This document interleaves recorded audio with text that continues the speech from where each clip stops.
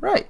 Yeah. So I don't expect today's game to be as long as the other one. I know we're getting just a quick, fun contract, but we'll see. There's always time for twists and turns. When we get some of the Lobies back together, we see Ralph Redkeep, the gentleman, kind of on the shorter Wolverine side of height, with scars across his face and a pair of crossbows at his side. We see Astrid, the pretty but heavily armored woman with flowing blonde hair and a somewhat fish out of water look on her face. We see Lionel, kind of ethereal, staying near the back, keeping an eye out on everyone. You all come in. The Collector is already inside, of course, having paperwork filled out by Vanessa, who is running rings around you in negotiation. And has actually somehow managed to get you to pay a small fee in order to come along on this mission. And we see Ganymede. Ganymede is a half-elf ranger. Big bow, kind of a woodsy looking look to him. He's a full elf. Oh, full elf. I'm just used to everyone being a half-elf. No, he is a wood elf. Damn. Yeah, Cadence is adopted. That's how they're brother and sister. Yeah. So somewhat sort of stern looking full elf with a very woodsy look to him. And Merton, while Vanessa continues to talk with the Collector, Merton goes, it's good to see everyone. Please come forwards. Ralph, Astrid, Lionel, good job on your first contract. There has been no more Beastman attacks. And we have also been given a magic circle key to a wizard's tower, which is nice. We don't have a magic circle in the building, but none allowed in Vasselheim. But there is a lodge outside of town that we use for that kind of thing, so that's interesting. This here, and he points at Ganymede, is Ganymede. He is a more experienced Take member and will be coming with you to try and make sure you don't all, die terribly to ogre clubs. Ganymede, introduce thyself. I am Ganymede. I am the eldest son of... Thank you, Ganymede. And this, of course, everyone knows the Collector, who has been hired out by the Cobalt Reserve for this. I believe they are interested in either killing the ogres or hiring the ogres. You don't need to know the exact reason. Colin! Long time no see. Hello again. Please keep everybody alive. I'll try. Anyway, today's contract is fairly simple compared to the other one. Less traipsing in the woods and dealing with wizard traps and all that other stuff that was in that very long and confusing report. We just need some ogre ears. And for every ogre ear you bring back, you will get, let me check my paperwork as Matthew quickly flicks to the Discord channel to check what he wrote down. Everyone will get 100 per ear. So, that's 200 per dead ogre, basically, as long as you don't, immolate them or turn them to ash, anything like that. Oh, does anyone have like a dagger or any way to detach the ears? I have a dagger. I have a short sword. That should do nicely. Good I have a crossbow. Yeah, they're quite big. So. I have a hammer. That should work. No, I don't think so. I mean, if you hit them in the center mass of the head long enough, eventually there'll just be the ears poking out and you can just take those from the mush. See, I told you it'll work. I used to travel with a barbarian. Anyway, so yes, we do know of the location of an ogre camp. They've taken over an old fort, which might be familiar to none of you, but some of your other characters might have seen the map before. And yes, there's a group of ogres there. Now, I should warn you, part of the reason I'm sending Ganymede with you, is it is a well-established group of ogres. There are quite a few of them. Somewhere along the lines of probably just around 10 ogres of different skills. They've actually been working as a mercenary company in the area. So they're competition we want to take out? No, not really. They don't engage in monster hunting so much, more settling disputes between rival lords, raiding other areas, protecting towns for fee, that kind of thing. Oh, okay, so it's not the ones that pinched Briar Walsh. Wait, so Oh, they're no. good ogres? I don't think that's very justified to go attack them then if they Oh, help I out. assure you, they are not. I would hardly consider someone who rapes and pillages for profit good. We've looked into them. They're not exactly good. They've also attacked they've also attacked wagon trains, extorted towns for money. They're just a group of mercenary types, just a little more organized than the average ogre. Most ogres can't think much beyond their next meal. This lot are actually taking contracts, doing dirty work, that kind of thing. Mm. But this is the only significant group of ogres we've been able to track down. Any magical abilities? Actually, according to our reports, there was an attack they led on a small camp of another group of mercenaries. Again, lords having problem with other lords, and there was reports of some spell play, which is strange. Oh well. I would be careful of that. But yes, how you deal with this and how you get the ears is of course up to you. So I wish you luck. I have a map here with directions. They stay fairly near Vasselheim, so it is only about, to get out of the walls, half a day's travel. Sounds good. Good. Cool. Any questions? I don't believe so. Do you maybe have some of those pies? I haven't tasted them yet, and I'm just curious. It was either pies or Ganymede, and I decided Ganymede would be slightly more useful than pies. I believe you, sure. I like it when a good ranger comes along. Maybe he can teach me some ranger tricks. Sounds nice. Yes, he can teach you how to be aspiring ranger. He can teach you how to be a beastmaster. I'm not. No, it is fine, Ganymede. No one is. Anyway, I wish you good luck. Wasn't that Sora girl a beastmaster? That is unfortunate for her. So make sure no one dies and bring back ogre ears. Got it. As many as you can get. Do I have to bring back the rest of them? You just specified I'd make sure they don't die. Yes, we're sending you. Well, I mean that should go for every take mission I send you on. Please keep your teammates from dying. Do I need to make that a more Ganymede in every mission? Please don't let your teammates die if it can be avoided. No. I was just making sure that you wanted me to bring them back. You just specified I don't let them die. I mean, if they want to go somewhere for a little drink before, I don't know. You know what I mean. Get out of here, Ganymede. Alright. Alright, have a nice day. Bye. Alright, Vanessa, come on, let's go for dinner. And yeah, you guys are left to your own devices. Merchant and Vanessa go off to get something to eat.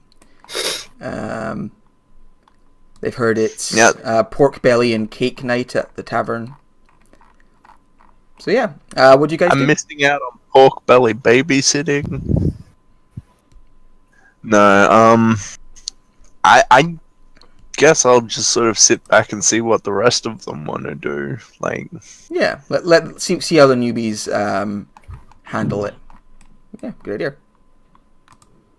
Well, sounds easy to me, guys. Just let's head up to that fort and see what's around. Yeah, sounds like a plan. Ogres around. A tumbleweed gently goes by at that moment, and you guys head off into the wilds. So you pass by the big walls of Vasselheim, these big, thick walls that have stood for hundreds, if not thousands, of years, and into the kind of wilds around it. And you travel for a time along the various roads and such. You're not going as far afield as you've gone before. Headed instead to on the map. This camp is fairly nearby and definitely deliberately situated so people can come and go from it without too much difficulty. So you travel for 4 hours, maybe 5. Just kind of making idle chitter and idle chatter. Not supplied with horses this time, as it's not too long. Colin, it is daytime. It's about, you set off early in the morning, so the sun is glaring down upon you. Yeah. Does anybody say or want to do anything during the travel? I'm back. Lionel returns from his meditations. I wasn't aware you'd left. Well, Feywilds do strange things to people. I see that you have a little friend there, Lionel. Oh yeah. I haven't quite decided on the name yet, because I wanted something that I will feel really connected to. So I'm taking my time. This little cat-sized dragon on Lionel's shoulder, looks in your direction, kind of lazily, gives a little bored hiss, and then goes back to just resting on Lionel's shoulder. Yeah. My boo sent me him. He's really sweet. I miss him every day. Your what? Oh, well, his name, he goes by Bear Prince. Maybe you've heard, maybe not. He's from the Feywilds. Can't say it rings a bell. Gainy mate, didn't you say before that this guy Loxon killed the Bear King? Oh no, he's not a king, he's a prince. Okay. Is completely left in the dark. I don't remember saying that. There are many stories about the older Take members that go around, and a lot of them are simply referred to as Fey bullshit. No one's entirely sure how much of it's true, but there's a lot of stories of hags and different Fey princes. The name Bear King might appear up. Yeah. Like that one time Vladimir nat 20'd on hiding while he was high on mushrooms and completely believed that existence didn't exist. Yeah, sounds like Fey bullshit. But yeah, you guys continue to travel along, chatting about Lionel's boo, the bear prince. And yeah, you eventually find yourself coming up. I'm going to say you sort of approach through the woods a little bit, just to get I'm guessing you want to come up on the camp mostly unseen, wouldn't you? Yeah. Would be nice. Yeah, it makes sense. You're sure you want to get there. So you kind of come up along the tree line. It is this one. Yep, I did not expect 2 of the people from the other contract to go on this one too. I was going to be just new bloods. So 2 of you will definitely recognize this map. It's a good map. I like this map. I thought I'd use it again. So you guys come. Nothing wrong with recycling? Damn right. Saves me hours of work. I mean, now I already have a strategy. Go prone behind rocks. That's the strategy. Just go prone. You are happy not to see any hill giants, although you're not sure why, or any of Dwayne the Rock Johnson flying in your direction. Yeah, but you see this palisade wall beside this large cliff. It leads to over a lake. Patrolling on the palisade wall, there's no good art for this, and it was surprisingly difficult to find arts of ogres carrying crossbows. So, he's got the red blobs. You see 4 ogres carrying massive crossbows, like ballista-sized crossbows. And they're trundling around the outside of the wall, just looking out into the sort of kind of on watch. Could I get everyone to roll a quick stealth check for me, with advantage because of all the foliage between you and them? Mine will be at a flat roll because I am in half plate. Mine is also a flat roll. How are you ranger and half plate? because I have Vital. So mine is it's a 5. Okay. So I think even. So Astrid, you as you go along, everyone else seems to be all right. They're not hiding. I mean, I warned you guys. Yeah. But as you're going along, you kind of hear a crunch as Astrid stands on an acorn and just like demolishes it. And from the wall, you see one of these big bolt-throwing ogres start looking in your direction. Like, I go prone. All right. Now you kind of look down. You have a second. You can go prone, and they will not be able to see you. Unfortunately, some form of wild animal has came this way earlier in the day, and decided to relieve itself. I don't fucking care. I go prone. All right. So there's a wet squelch as Astrid goes prone. The ogre looks in your direction, kind of tilts its head, and then shrugs its heavy shoulders and becomes distracted and looks off in the direction of the gate. So you can see there are 2 gates to this little mini palisade fortress. One of the gates is open. This one over here is open. Looks like the gate was smashed down at some stage. And rather than repair it, they've just pushed this wagon into it and like ripped the wheels off so that it can't move. So it's kind of blocking the way, but they haven't got an actual gate up. The other gate over here is opened up, and coming out of the gate you see a group of figures who are being watched over by the ogres as they come. There's a cart with a pony pulling the cart, and then 2 dwarves with a nice armor on, splint mail, carrying battle axes, and 2 halflings coming behind them. And they come clopping out the gate. You see the halfling like look over their shoulder and like sort of wave as the gate is closing, and they begin to head away. Can we see what's in the cart? No, it's covered over to protect it from the elements.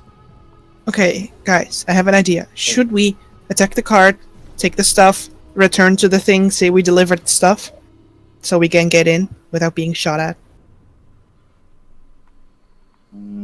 I thought we were here to stop attacks on carts. Yeah, but these guys are obviously with the ogres, though. Yeah, or we could talk to them and then just see what they're up to and how much they like the ogres, so we can maybe persuade them into let us disguise as one of them or something to return or sneak up on them instead of killing them right away. I like your idea. So Okay. Let's talk to them. all right. So yeah, this cart's heading along this little dirt track. You can stalk them for a little while until they're outside of view of the cart, outside of the view of the fort if you'd like, and then sort of jump out and surprise them. Yeah, sounds like a plan. Okay. I guess I'll ask everyone. Are you doing this sort of stealthily? Or are you just going to like block the way and then let them come to you? Like how would you go about this little bit of mini banditry? Yeah, I just would say coming out of the bushes to stop them, like 2 in front, 2 in the back, and one I will stay a little I will bit go behind. stand on the road where you guys will be in the bushes so that they have to stop. But I'll just look Oh, yeah, innocent and covered in shit. Yeah, you play Shit, like full you play. need help, and we Do you- are there. Do you want me to clean you? It's pretty easy. Can you please? I cast Prestidigitation on Astrid. Thank you. Seems like whatever did this was magically resistant to. Yeah, that's fine. I mean, I'm already immune to disease, but not to, being gross. You're not immune to being grossed out by poop. All right. So this cart clip clops along, and they see Astrid in the road, and it slows down. Should they spread out? Yeah, you move yourselves around kind of where you'd be. Like, just imagine there's a road here. And it clip-clops, comes to a stop. And they look at you. You can see the 2 sort of dwarves at the front, like, put hands on weapons and look around. Excuse me.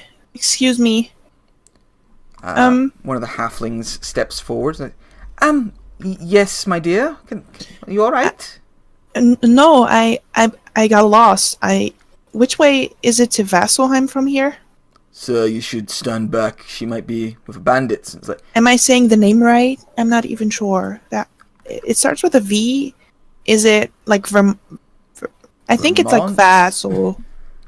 That It's like Vagelheim. Vagelheim, is that it? no, that's a cream that you can buy. Yeah, is it sort of at this moment that everyone else like reveals themselves from the woods? Yeah. All right, so as you're having this Yeah, little conversation, the rest of you like appear from the woods, and you see these dwarves kind of go on guard. They both have like a battle axe in one hand and a hatchet in the other, and the two Easy halflings now. step back. Oh goodness, we don't have much. Just We just want to borrow your cart so we can deal with some issues that we've been sent to resolve. Where with the Slayer's Take, we mean you no harm. That being said, we will defend ourselves. all right, yeah, they kind of look at you nervously. They don't make they kind of don't make any aggressive motions. The two halflings just step behind their guards. The guards sort of stand with weapons ready, kind of waiting to see what you're about. So what- So we were just wondering, why are you dealing with the ogres? Oh, the halfling looks a little like, I don't know, maybe a little embarrassed or a little nervous. She's like, well, it's a camp, same as any other. If I get my wares out there, they'll buy whatever ale I can bring them, food. They're greedy and they have gold, so I sell to them. Is there any way you could get us into the camp? He looks at like all 5 of you, and it's like, I couldn't hide you and get you in if that's what you mean. My cart is small and my pony is only so strong. Though you could go and ask to speak with them. Their leader goes by the name of Urag. He looks like at the others and goes, he's odd, to say the least. But if you went along saying you were there to hire them or something, I'm sure they'd let you inside. Well, why do you want to go talk to them? They're an odd lot of brutes. I only talk to them because I make money. Yeah, we've heard that they sorted out some problems in towns nearby, so we want to check up on them if they're not too aggressive. Oh well, No. they're fairly brutish, but they are mercenary types. They don't seem as chaotic as the average group of ogres. For the fact I can talk to them and deal with them is surprising. Most ogres would just take what I had and then squish me. These ones understand that if they buy my stuff, I'll come back and get them more stuff. A bit of a complex idea for the average ogre. Indeed. Mostly stupid. Is there any chance you could set up a meeting with the leader out of the camp? I don't think he'd come out of the camp. There's something you should know about the leader. He's not... Don't say this to him, whatever you do, but he's not actually an ogre. He's not. He's a sort of dwarf who has convinced himself he's an ogre. And the others are just going along with it because he's good at leading them. Yes. Lionel steps forward a little bit. Does he have magic? Yes, he does. I've seen him cast a few spells. This Calrig. I don't know what he looks like a dark-skinned dwarf, but he's very, very skinny, almost halfling-like, but a little taller. And he's utterly convinced that he is an ogre and gets violent if people say otherwise. But how do the other ogres accept him? Like he's Well, I think 5 times smaller than them. I think they're somewhat afraid of his magic, and also he seems to have brought them quite a bit of prosperity, so they're just going with it. But he does all the negotiating Sounds for like them. ogres. We've been trying to deal with them because, as I understand it, they have some magical items, but I've not been able. They've hidden them somewhere, and I've not been able to get them to sell them for anything I've got yet. All right. So interesting, but. And how likely would you say that they listen to reason and just leave if we ask them to? Real quick, Colin, because you are a master of contracts. The contract doesn't actually care if they stay or leave. It just wants their ears. This is a straight-up collection. Sorry. But he's like, she says, unlikely. They're ogres. They're very stubborn and very sure of themselves. Okay. I mean, also, I doubt they're going to part with what we need willingly. How many of them would you say there are? Let's see. One of the guards... Actual ogres. Yeah, one of the guards pipes up and goes, 4 of those fellows with crossbows. There's 2 with clubs. And there's 2 big brutes, with one with a battering ram, one who always has a big length of chain with him. And then there's the one that Calrig's always riding on the shoulders of. Wait, so there's... 1, 2, I 3, already 4, lost 5, count. 6, There's 7, 4 with 8, crossbows. 9 ogres. So 4 with 9. crossbows. Then 4. 1 with a big thing. One with who always keeps a length of chain. One who always has a battering ram with him. 2 ogres who just kind of hang around with clubs. And then there's one who Calrig rides on the shoulders of.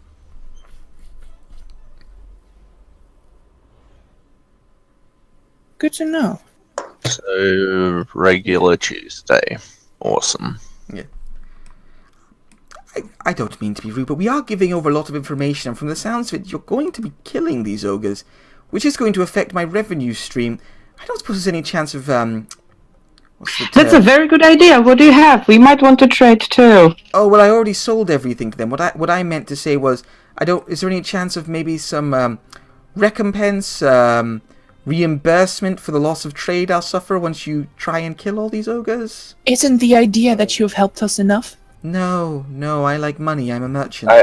I work for the Kobold Reserve. If you go there and talk to my boss, he will think about reimbursing you. Roll a persuasion check. Actually, probably roll a deception check, knowing Bob. 7. This merchant. Nobody trusts the bank. Yeah, this merchant does not look trustful of your banking ways. He's a merchant. He is very insightful. What would you like? A bit of gold to cover the loss of trade. How much is a bit? Looks around. Well, let's see. We make about 25 gold per trip, sometimes more. But we weren't planning going back too many more times. Say 50 gold. No, they're not planning on going back too many more times, so they're not losing anything, basically. I think we're good here. Ganymede will take out a coin pouch, walk to here, and sort of throw it onto the cart. It contains exactly 50 gold pieces. Has a big 50 stamped on it.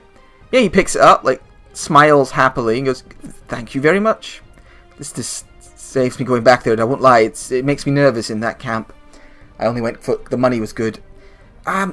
If you want, I can go along and call to Calrig and let him know that there's some folk here looking for mercenaries who wouldn't mind getting inside.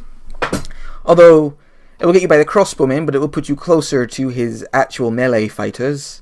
I don't know if that's better or worse for you." Ooh, I have an idea. How about we go in, we say we want, 3 of them, then we take the 3 of them into the forest, then we kill them in the forest, then we go back, we say, yeah, they died on the mission. Boo-hoo, we would likely have to pay up front. I know, but once they're all dead, we can just take the money back. Yeah. Or we can offer them a contract. Maybe Colin of the bank could make something up to just get them something with a loophole so we don't actually have to pay. Once we're all dead. We could just do the fun thing and kick the hornet's nest. That's not a fun thing. I don't know with that, with 4 crossbolts aiming at us. If we are inside the camp, it will be hard, unless we can get cover or anything. But yeah, I would much prefer to lure and kill. Yeah, we can make a contract saying we'll pay after if they I will survive, start you know, writing now. we will say we're with the Slayer's Take. They probably heard of us. We're hunting like a Hydra. We want it dead, and we need their help or something. They can come with us into the forest. We kill them. We go back. We say, yeah, your buddies died, but we still need to kill the Hydra. Did you want to send any more? Blah blah blah. And make the contract have like a loophole that says like, if the ogres die, then we don't pay you. You know, something like that. Yeah, and then the best plan is to take three of them with the crossbows with them. We already have 2 ranged people, so we can add 5 of them. So we need them to set up an ambush with ranged weapons. So we already take out the shooters from distance, so we can snipe the other ones when we return. It's true. If we take the crossbow ones, then we won't have to deal with ranged later, and most of us have range. Yeah, so we keep advantage and we go get on the wall ourselves, and then we can maybe kill off the melee easy or shoot I like the it. stupid dwarf first. Yes. Okay, I will finish. The writing issue this isn't contract. the dwarf, though. The issue is we need their ears. This plan still we- gets you their ears. Like, But I don't Yeah, know I'm how much. just reiterating that the dwarf doesn't need to die because he doesn't have ogre ears. I mean, Agreed, I'll but stop the going. chance that I shoot and I miss an ogre head and hit him on if he's on the shoulder still, could be hitting him. I mean, I think the thing is, Ganymede, that once the battle starts, the dwarf is probably going to start joining in. It's kind of what the Yeah, I'm aware, but Ganymede is a very literal character. I see. I thought that was more of a Sean moment. No. The Ganymede voice and Sean voice are quite close. Cool. So yeah, I mean that actually sounds like a good plan. The merchant's kind of nodding, like yeah, that sounds smart. Like he seems on board to like take you and make an introduction, and then he'll skedaddle into the woods. All right. just Wait, had merchants, a do you have a thought. good location where we can bring them, where it's far enough away that they don't hear screams? Who did you say that to? Sorry, was that? The merchants. Oh no, we just travel this road to and from Vasselheim. And also, we will not be involved in the ambush. I will make the introduction, and I am leaving. Yes, that's all right. Okay, well that Let's do rules that out then. I was going to say you could hire them as bodyguards and say you need protection against bandits. No, this is on you, my dear. I'm not going to go in there and start. No, goodness. don't Okay, you Colin, worry. can you make a draft contract, please? I have already started. Oh, nice. Scribble. Yeah. So who's going to the introduction of the camp? And would other guys set up a trap already or something? Or do we all I go? can tell you now, it won't be Ganymede with a -2 in charisma. Okay, how fast do you think it will go before we start killing them massively? If they take the bait, it could be quite fast. Like How many do we want to take with us as well?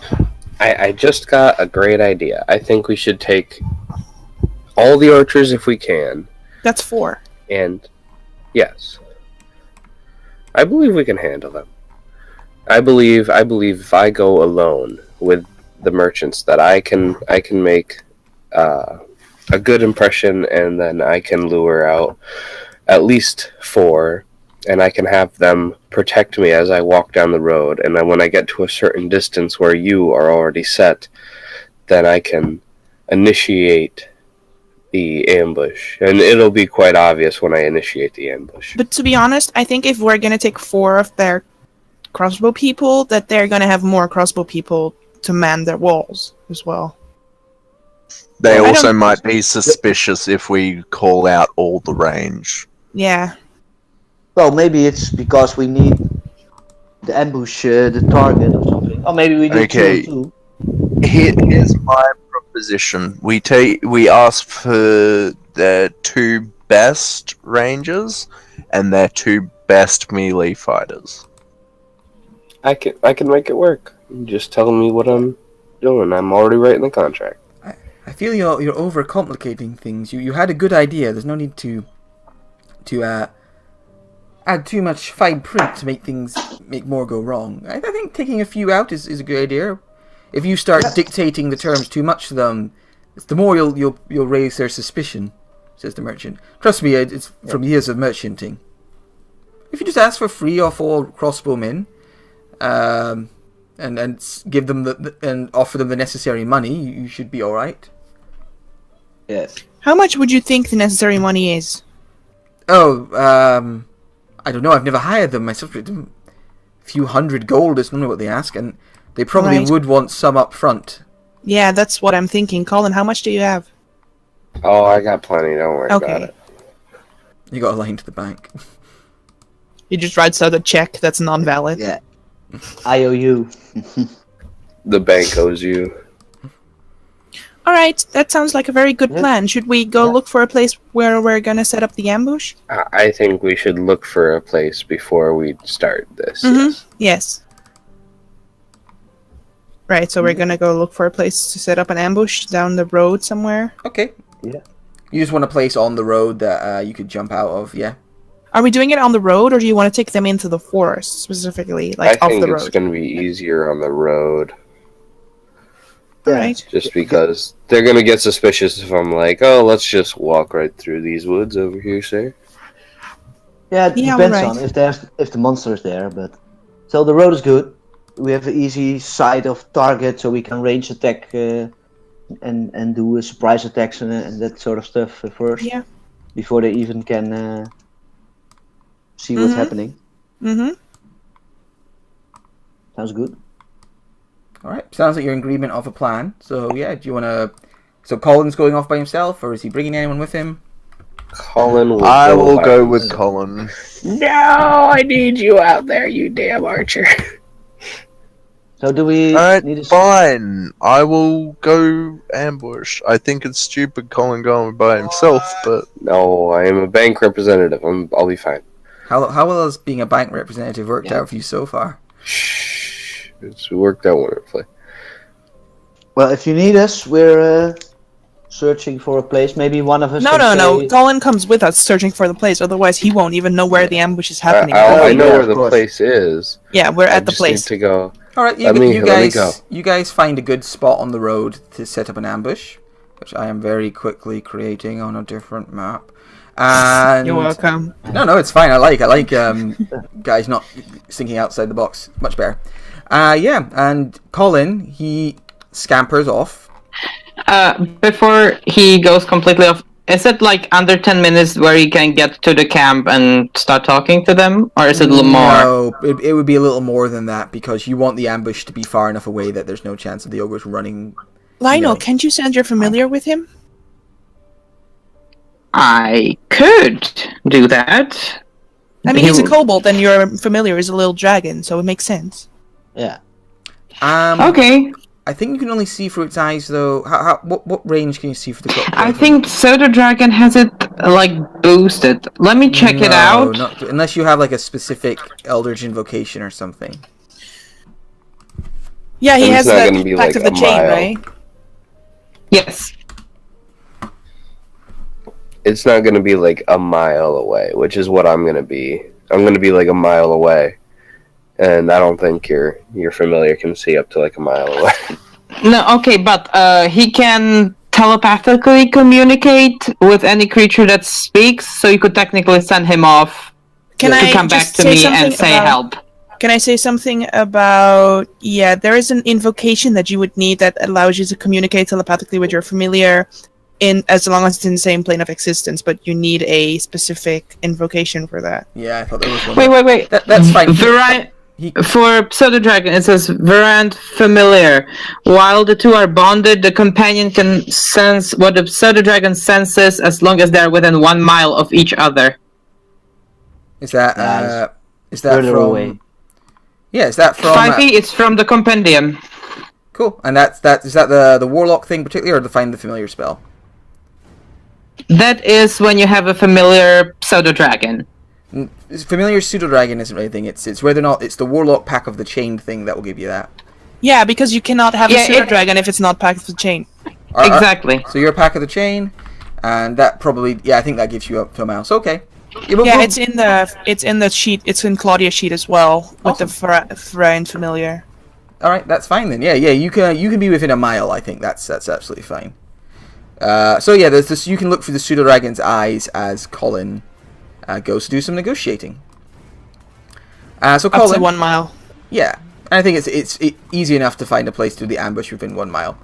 So Colin, you and this merchant and one of his guards head to the gate of this place. So if you go down to move yourself down here.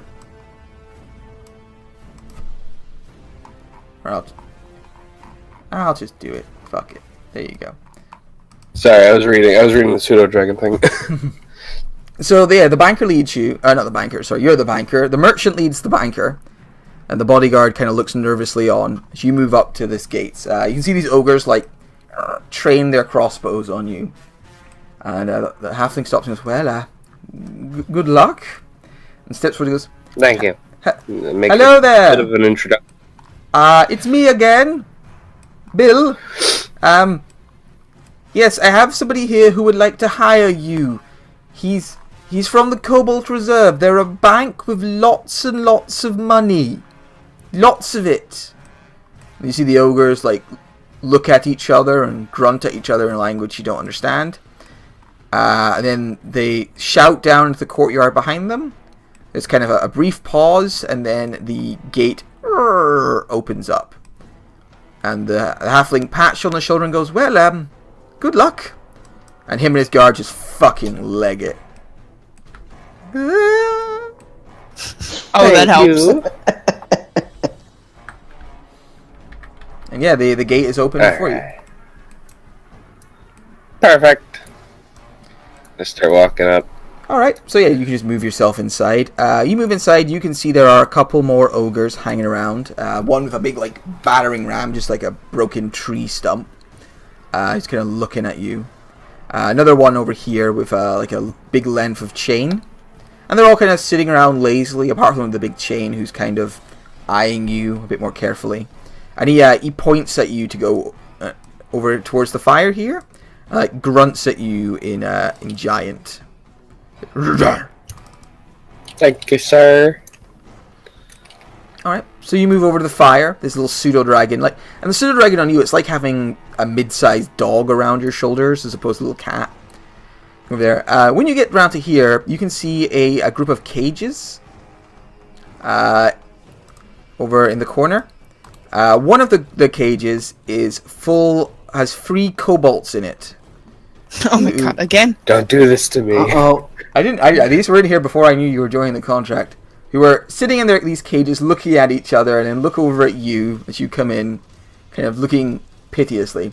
The other one has a well-dressed, towering figure with the head of a hippopotamus. Who, for some reason, despite being in a prison cell, has a pipe he's smoking. Why does he keep getting captured? I don't know. I swear to God. He's one of those NPCs. And he looks over in your direction, gives you like a polite wave, and you vaguely, from a distance, hear, "Oh, hello, old chap. Good to see you." Who the fuck? Another kobold, I see. Good. It will help with their kebabs. As he's saying that, from the big tent appears a towering ogre. This big ogre covered in armor, with like a big mean face and a shield. And on its shoulders, there's a little platform. And on Did you say he has a meme face? Yeah, he has a mean face. He's got an angry face. I heard meme, M-E-M-E. He has a meme face. And on this ogre's shoulders is a small, gangly, dwarf-like creature with dark skin, who has like a canopy, like I don't want to say a canopy, not a canapé over his head, who looks in your direction, and you can see that this dwarf figure has ropes wrapped around his wrist. And he raises a hand, and when he raises his hand, it tugs on the rope on the ogre's hand, so the ogre's hand raises as well. And him and the ogre point in your direction. And he goes, "Who dares come see Calrig, mercenary master of his ogre tribe, greatest and most powerful ogre in the Vasselheim region?" Hello, my name is Colin. I come from the bank, and I need to hire you. Or some of you. Kobold? You let a kobold in? Kobolds are not for Yes. negotiating, they're for eating. He looks kind of Oh, disappointed. this one is for negotiation. Make a persuasion check. For first impressions. Can I just be recounting everything that I hear from my familiar? Yeah, you're just sort of there, sort of repeating things, giving a running commentary. That makes sense. Alright. There's a bit of a nervous sweat. Nervous sweat there. Carrie goes, "Ah, ridiculous. You're so tiny and squishable. You should grovel before your betters. Fall to your knees." I have lots of gold. Pleasantries I first. would like... Grovel before Calrig, chief of ogre mercenaries.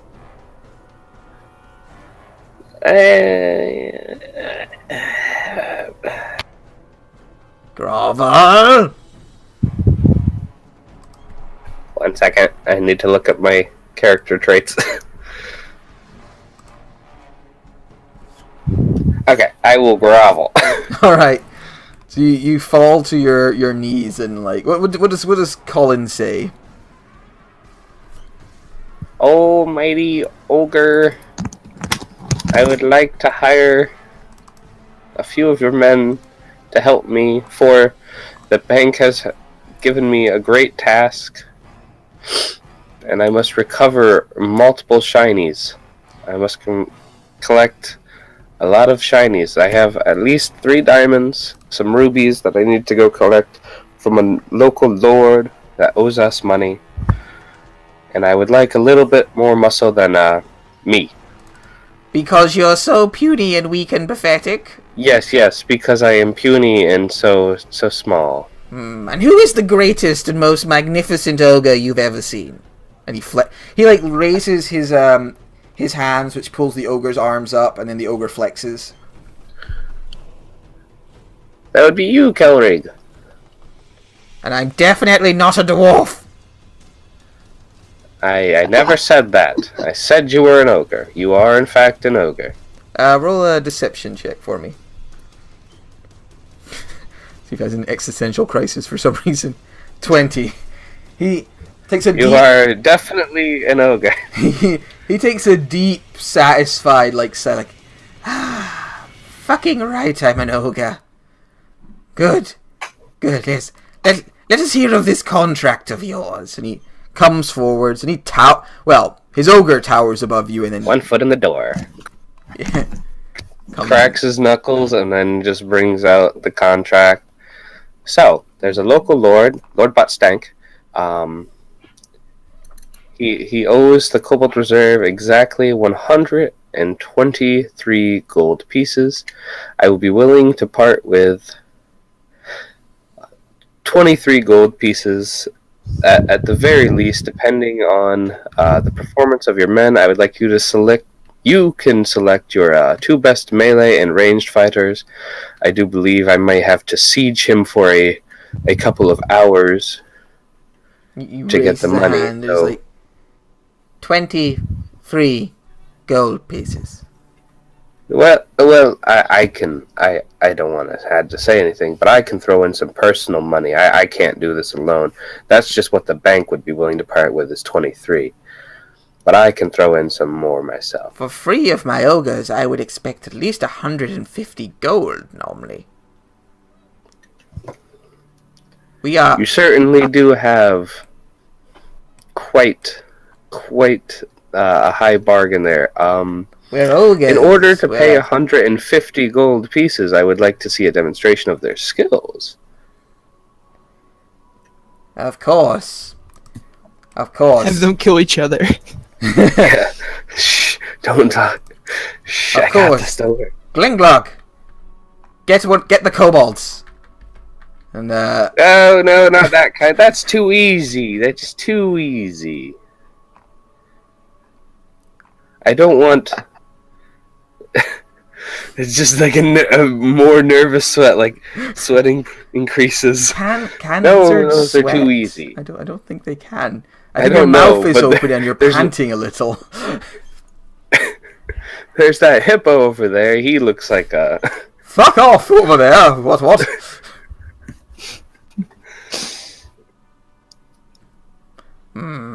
We need the hippo. He's worth something.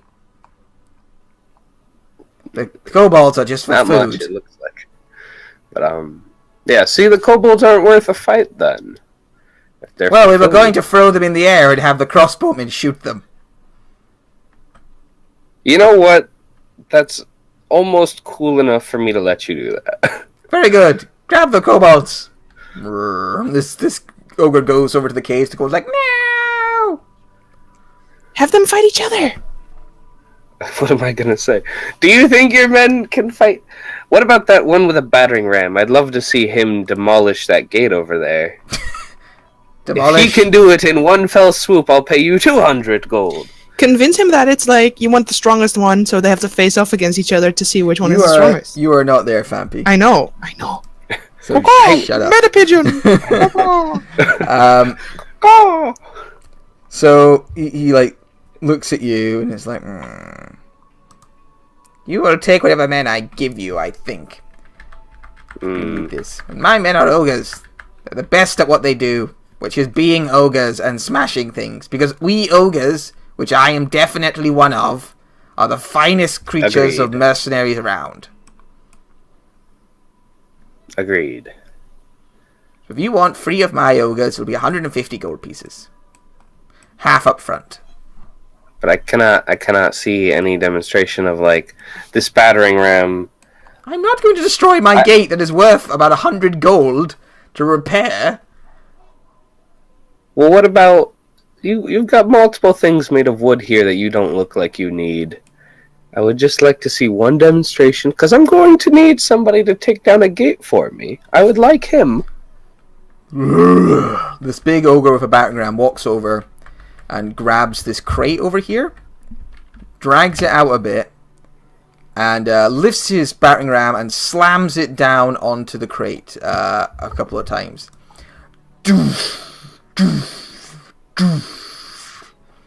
You know, I like your style. 175 it is.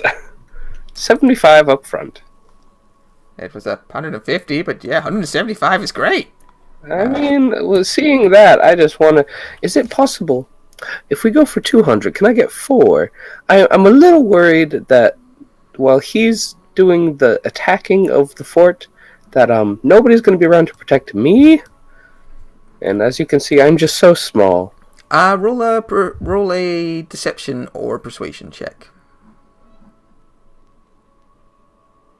Okay, so 9. Roll insight for him. 10. Now I must keep some back to defend the fort. We don't normally go in unless it's in full force or smaller parties. Oh, okay. Alright. Well, here's 75 gold. He takes the gold and like grins gleefully. Like, Pick your 3 best men and have them follow me. any preference? We have the battering ram fellow over here. I need the Glug, battering glug. ram, so I need at least 2 others. And I go up and size up the battering ram. Holy shit. The battering ram is significantly bigger than you are. He is ginormous. Yeah. and what do you sort of say for who else you want? Because if not, he'll just pick 2 guys. Do you believe that you could have 2 bolt launchers? I believe that a battering ram and 2 bolt launchers would significantly scare this. Yeah. He gives you the battering ram, Glug Glug, who seems to be in charge, as much as more than the bolt throwers, will come along with you, and 2 bolt throwers. Thank you, good sir. I will be back with, hopefully... Oh, yes. So I need you to sign the contract.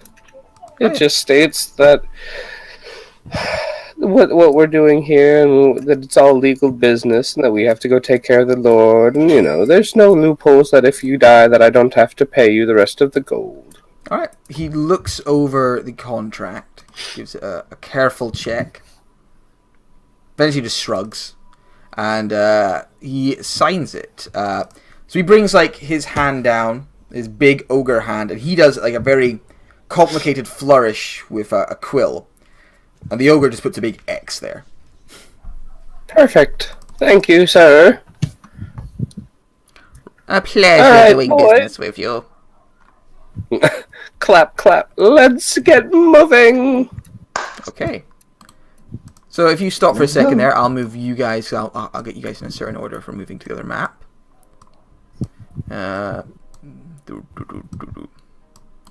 Alright, so I'm going to take you guys over to the ambush point, because there's going to be an ambush. Glug Glug, you seem like a nice man.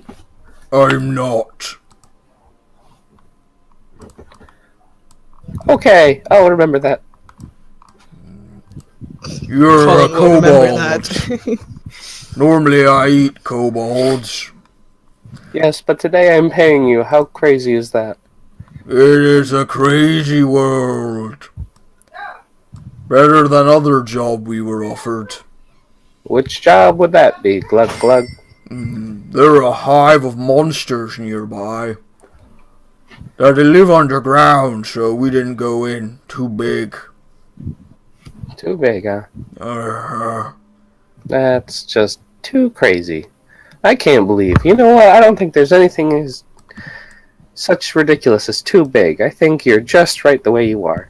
Oh, glug glug happy to hear this. So, the rest of you, would you like to set yourselves up where you would be for an ambush? Ignore the broken carts; they wouldn't be on the road. This is just the best sort of one I could find. Glug glug, yes. Oh, thank you. Sometimes Glug Glug worried that his piercings make people uncomfortable, and he points at the arrows sticking out of his shoulders. Yeah. I think that everybody has the right to their own body expression, despite how some people might find it disturbing and brutish. Oh, also, I'm gonna try to signal to Ralph and Ganymede, seeing them coming way out in the distance, get the guy with the melee things first, and then, so that I'm not in danger with my melee shit. We can make a plan, right? Yeah, you guys. I like that plan though. Get the melee guy so I'm safe. You guys have a little time to plan, and you can put yourselves wherever you want on the map. So what's the I mean, plan? they're all ranged guys, and I'm the only melee guy, and then seeing the damage I'm from here too. Thank you very much. But you're with them, so you cannot be part of the plan. You've joined the enemy. Lionel, you can drag yourself on if you ever want to, but I'll just drag you on. Yeah, I'm still thinking, sorry. Oh, sorry, I thought you weren't sure about it. Could I get on a tree? You would have time to climb a tree. I won't make you roll for anything, because you've got a good 20 minutes or so until they get there, so you'd have managed to get up that tree. So what's the plan? In the middle of the road, we start shooting the melee guy first, or because Lionel knows what Colin's coming with, because he has the telepathy with the pseudo dragon. So Lionel can tell us he's coming with 2 bolt throwers and the battering ram, so we can make plans accordingly. Yeah. You will know when you see the signal. So, are you guys gonna all target the same thing? That might be smart. Yeah, but what would be smart first? Do we wanna? I mean, I'm gonna be first? just running in, trying to take stuff out, or should I throw some javelins? Maybe if we throw some javelins, they have to go up. If we're on the ridge side, on the ridge near the road. Do we want to split them up? That might be smart as well. Yeah. Yeah, so I'm gonna be actually on this side, what you said, I'm gonna hold a javelin. So are we all gonna target the big guy with the battering ram? Because he seems, or are we gonna target the bolt launchers? Well, if we first target the ranged guys, they cannot shoot back, so we have time for before Glug Glug or the But what about Colin? Don't worry about me. You're not I mean, he knows he's protecting Colin, so he might not attack Colin if we attack him and not make it obvious that Colin's with us. Indeed. Right. So if you first take out the ranged guys and then let the melee guy comes to us and we can move and shoot or move and shoot or... Right. And how high is this ledge? About 10 feet. Yeah, okay. How tall are ogres? 12 feet. So yeah, he would have to like climb up here. It or would be just have to go difficult around. terrain, yeah. Yeah, okay. Alright. So the plan, we attack ranged weapons, the ranged guy, make it not make it too obvious that Colin's with us, have the big guy come at us. When he comes at us, are we still gonna target the ranged guys, or are we then gonna start targeting him? If he starts charging at one of our trees with his battering ram, just saying.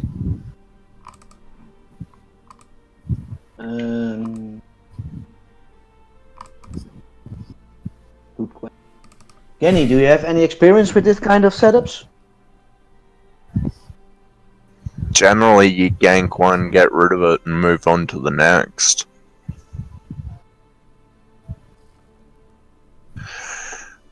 Looking at the layout and how they're positioned, I feel that getting rid of the melee guy and making it look like we're aiming for Colin is our best shot.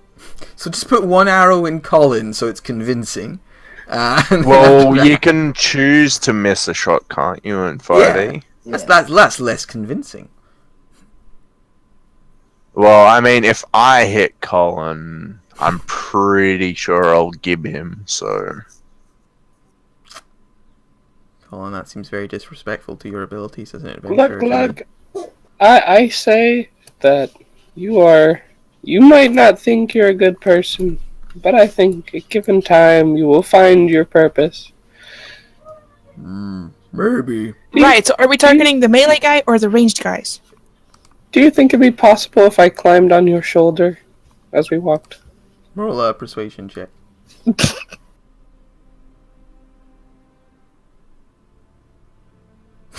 I guess not.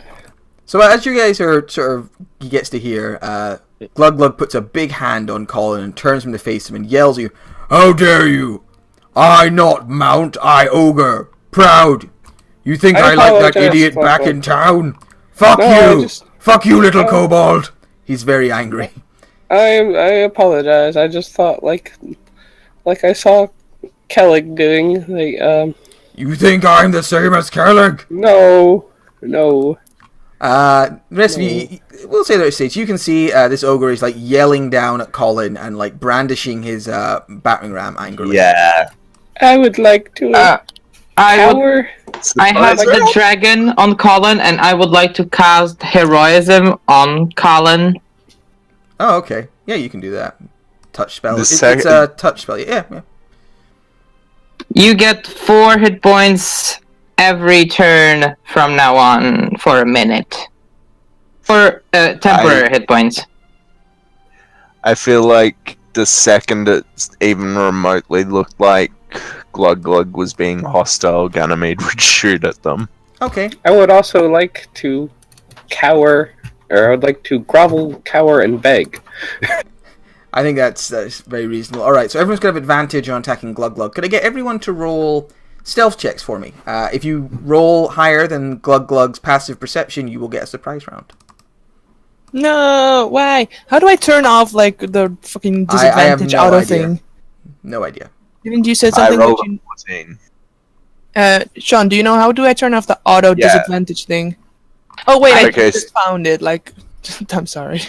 Yeah, you click the pen, go down to the armor, and then turn off the disadvantage thing. Oh, there's actually a setting. I went to the cogwheel and then automatically roll. Oh no, wait, that's something different. Wait, I do on the thing. I go to the thing. And I think it's above personality traits. For now, just roll, and we'll know for next time. You can figure it out later. There we go. I figured it out already. It's fine. Adam's It's dirty fine. doggo. Aww. Now that's some initiative. Stealth. 7. Cool. And then could I get everyone to roll initiative, please? Everybody apart from the 7 gets a surprise round. No. But I got some good initiative though. Well, you'll get to go before them still then, probably. And you will have advantage on attacking Glug Glug because he is, towering over Colin. So Ganymede, your shot rings out first. Yep. I can't roll initiative for some reason. You haven't got your token selected. Yeah, select your token so it's highlighted, and then click the initiative button up in the top corner. Okay. Am I allowed to use, bonus action fucking magic shit? Yeah, you just get a full turn, basically. Okay, cool. Just wanted to double check. Wait a second. Let's get Marcel sorted out first. Marcel, have you select your token? So just click anything on the map. So. All right, that's because you have the ruler tool selected. Yeah, of course. Stupid. It's all right. Yep. There we go. All right. So you are now in. All right. Now Ganymede, you can go. Actually, no. Ralph would go first now. So Ralph, what do you do? Yes. I'll start shooting him. Shoot him. With my hand crossbow, and I'll make also a distracting strike. Okay. What's the range of a hand crossbow? It's 30, isn't it? Yeah, it's 30-60 or something. Alright, so you'd be at disadvantage, but Colin is cowering, so it's just a straight roll. And it's a surprise round, so I think it also has advantage. Oh yeah, that's probably true. I don't know if it would stack though. I don't know. Advantage doesn't stack. Advantage stack. So it's just It'd be a like flat advantage, roll, which is fine. advantage. 24 for 11 damage. Pew! Plus another 2. All other attacks against the target have All advantage. Yep. You get advantage, and you get advantage. Everyone. Distracting strike. I'm just checking, that's one of the normal Battlemaster abilities? Yep. Okay. Just seems... I'm surprised I've never seen that one before. That seems really strong. Doesn't Sparrow have it? No, I don't think I've ever seen Sparrow use that one. He's got Are you a pushing ranger ones. or a fighter? I'm a fighter, right? Yeah. Okay, I'll check it out real quick. You can keep going, Adam. Yeah, Or Matt, sorry. Yeah. Cool. And you've got another hand crossbow in your other hand, or? Yeah, but as a bonus action, I shoot that as well. Cool. Pew!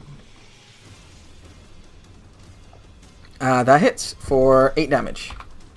Nice. Alright, 2 bolts dig deep into this ogre's flesh. It roars in pain, like, roar! More piercings! Ganymede, it's your go. What kind of fighter are you, if I may ask? What do you mean? Human? Or what? What, Battlemaster? Battlemaster. With the superior dice? Ganymede, it's your go. Yeah, distracting strikes right there. Oh, I'm amazed I've never seen anyone use it before. That seems really useful. Cool, so you Hunter's Mark, Glug Glug. Yeah, that hits for 8 plus 5, 13 damage. Right, I forgot it rolls the damage on when I click it up. I just figured I'd take that for simplicity. Alright, you dig an arrow deep into the Glug Glug's cheek. Oh wow, and then you just nail him in the neck for another 17. Glug Glug falls to one knee. He looks very badly hurt. Did you include the +3 from Slayer? Yep, just add the +3 in there. Colin, you are groveling in fear. Bolt throwers begin loading bolts as they look around in panic. Lionel. Well, technically, Colin cannot grovel in fear because he's immune to fear right now. He grovels in pretend fear. Grovel, cower, and beg is a racial ability that kobolds have that gives advantage, but I don't know if... Because I did that before initiative, I don't know if you want... Well, you wouldn't get a turn anyway because you're not part of the surprising attack. You're as Okay. surprised as they are. Lionel. I will open with a nice Eldritch Blast. Yep, that hits. So there's a deluge of arrows that stick into this big ogre. Several of them hitting right in the face and throat, and that plus an Eldritch Blast, he just comes crumbling down under all the different attacks. As he falls, I like run to him in his last dying moments, and I'm like, "Who's the bitch now? Gluck gluck." To start teabagging. Wow. Hey, also, Lionel, you didn't roll initiative for the familiar. Do you want me to do that? Oh, right, true. Yeah, I guess I can't even guess you do that. Yeah, it's fine. I'll roll. All right. Astrid, it's your go. Okay, I'm gonna throw a javelin at the closest launcher guy to me. Okay. Am I disadvantaged? Hang on, let me Let's have check. a look. Nope. Nope, you'd be all right. He's very tall as well, so we'd be up at a good height for you. Javelin. The javelin hits for 7. He goes. Urgh. All right. Now they are probably gonna shoot at me. Maybe. Ralph Redkeep, I think it's your go. Yep.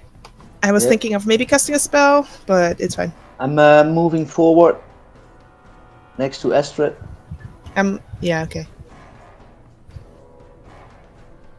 I would be up in the tree though, not too high up Yeah, because I have I stand heavy next to armor your on. tree. So like on a good Yeah. strong branch that's Yeah, you're near in the a bottom. hearty middle branch. Yeah. Yeah, and I start shooting my hand crossbows again Okay. on a normal shot. 8 misses. And Yeah. bonus action, shoot again. That one hits though for 7 damage.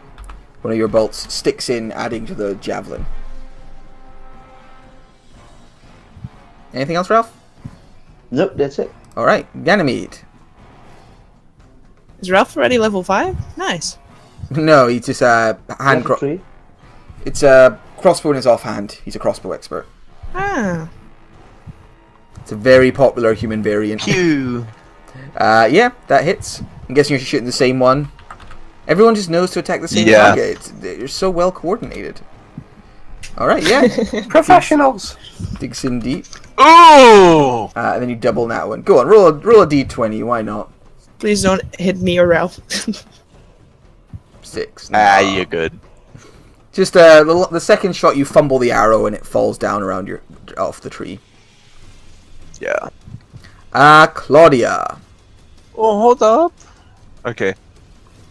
Oh, sorry. You moved Hunter's Mark and you started firing, so I assumed you were done. Oh, you move up. Cool. Yeah. All Lionel, right. what will you have the familiar do? Lionel is too quiet. What does it even do? Familiars it have can- attacks. They can bite and sting, but they can also give you magic resistance if No, they're I in just 10 feet. realized. Did I? Oh yeah, they can move up to 30 feet like me or more. Flight speed is 60, movement speed is 15. It can fly 60 feet. It can move up and give the help action.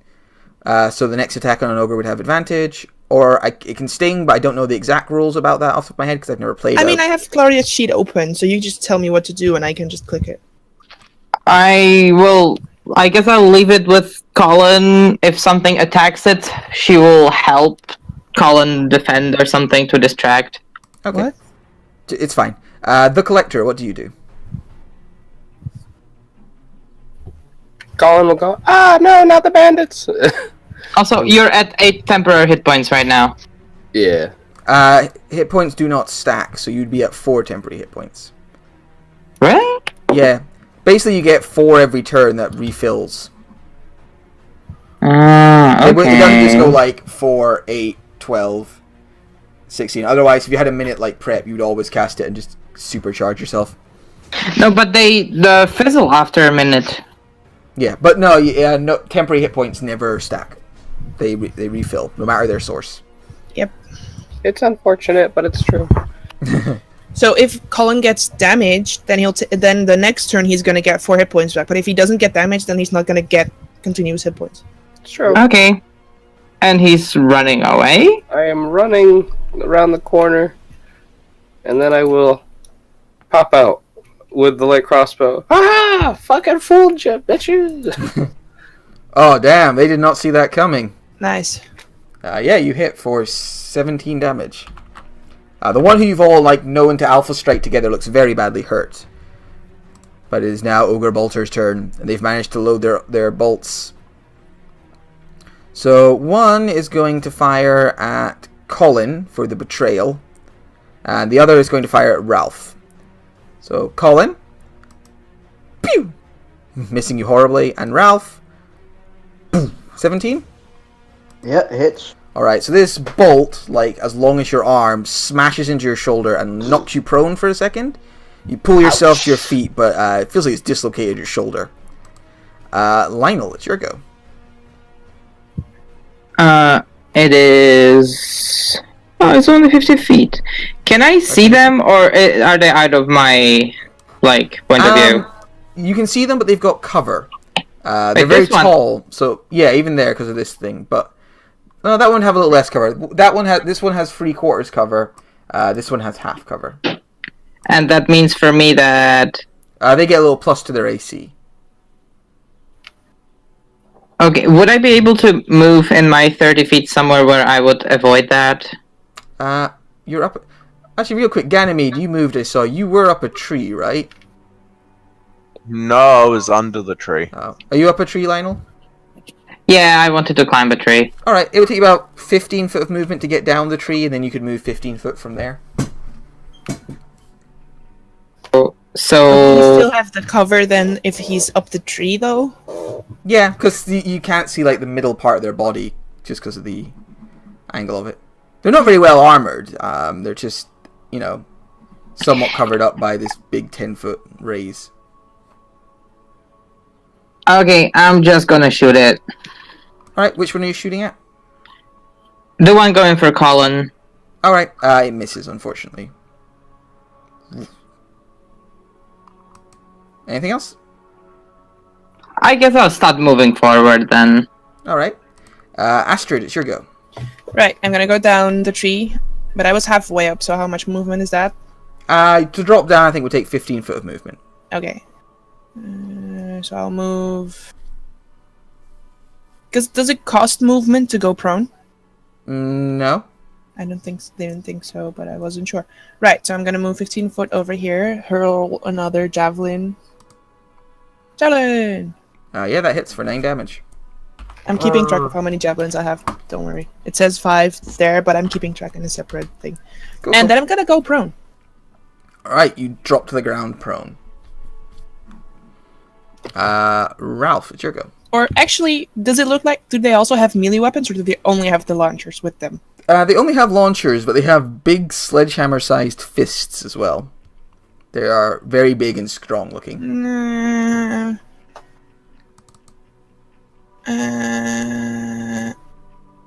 Yeah, maybe I would have... Well, this is 30 feet. Yeah, I already said I was going to go prone, so I'm just going to go prone. Alright, you run over and you drop prone. Ralph. Yeah, also shooting again, of course. Okay. Fire away.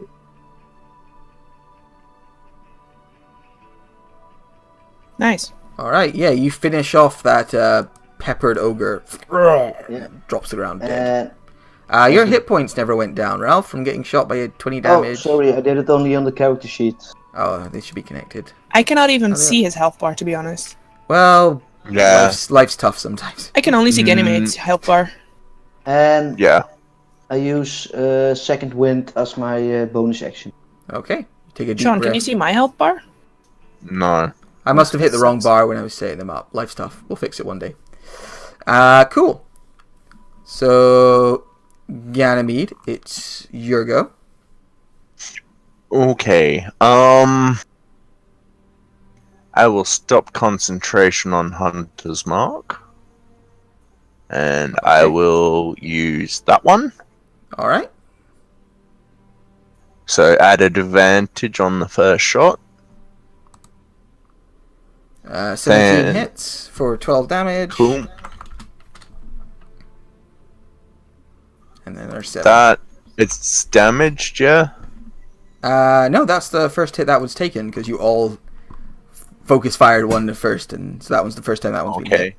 Okay. In which case I will shoot again. For 17 damage. Okay, yeah, you strike it a second time, and you badly hurt that one. Your arrows strike it right in center mass, it gurgles in pain. And I will move there. Okay. Claudia? Or not Claudia, but the little pseudo-dragon. She's gonna go... just annoy this ogre bolt launcher. I don't know, maybe it will help with someone. It can go give the help action. So the next person who attacks has advantage on it. Yep. Alright, so it flutters over and gets in the ogre's face. It roars angrily. And then it's Colin's go.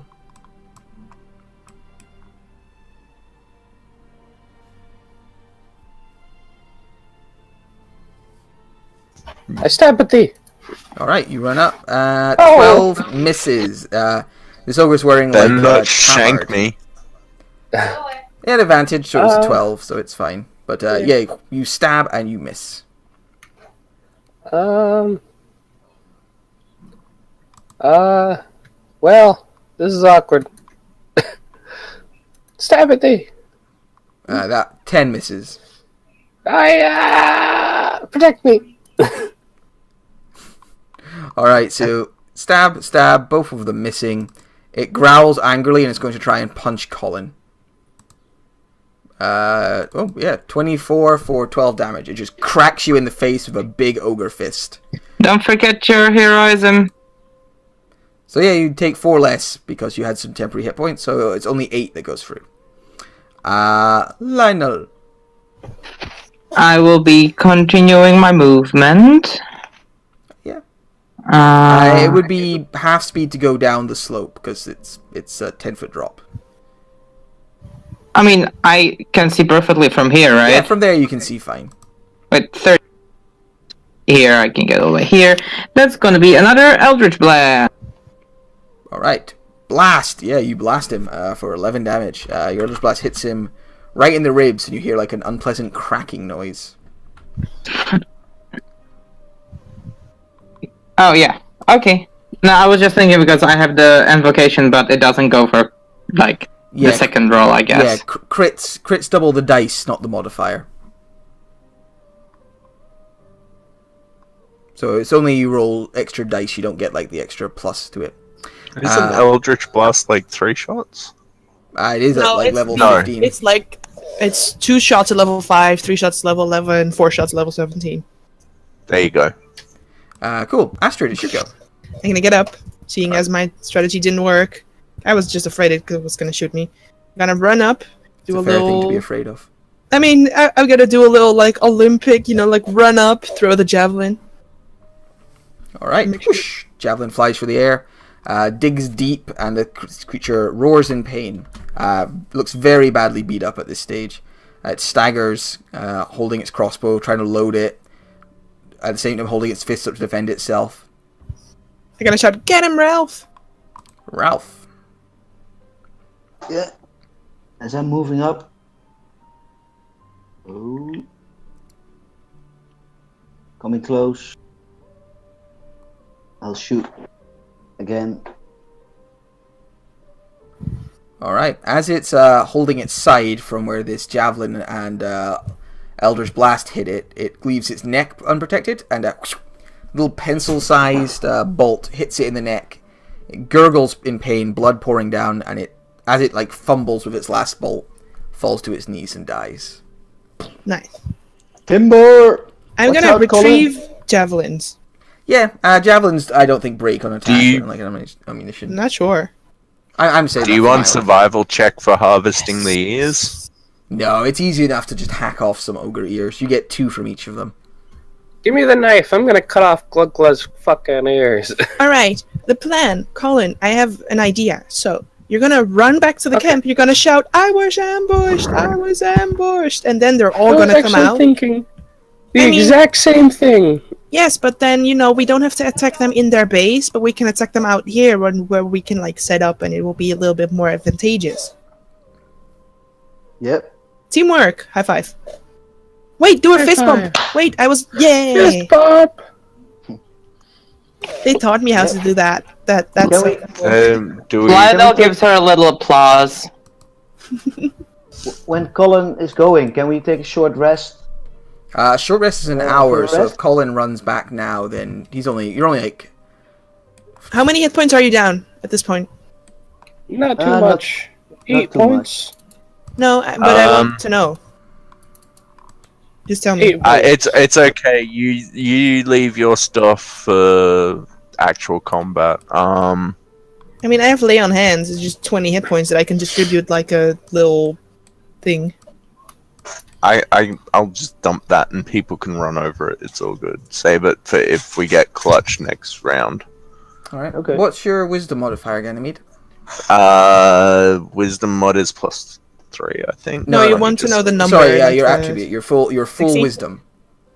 Oh, my full wisdom is 15. 15? So you have 15 d6s towards But then it's a healing. +2, right? If it's 15. Yeah, it would be just a +2 for 15. I'm sorry, I haven't looked at his sheet in a while. But yeah, 15. But Alright. I'm full, so I don't need it. Alright, I think you're gonna get plenty. I'm gonna just roll 15 d6s. I need to nerf this spell. 15 d6. Yeah, you're gonna get plenty of healing to heal up both of your 2 injured companions. So, Ralph and Colin, you can both return to full hit points. All good? All good. Alright, I'm just saying I look a little less like I was beat up in the woods. Yeah, I mean, you don't have to take it if you don't want to, Colin. You can take it on the way back, like... Alright, fine. Well, I think we can. I think I can still pull this off.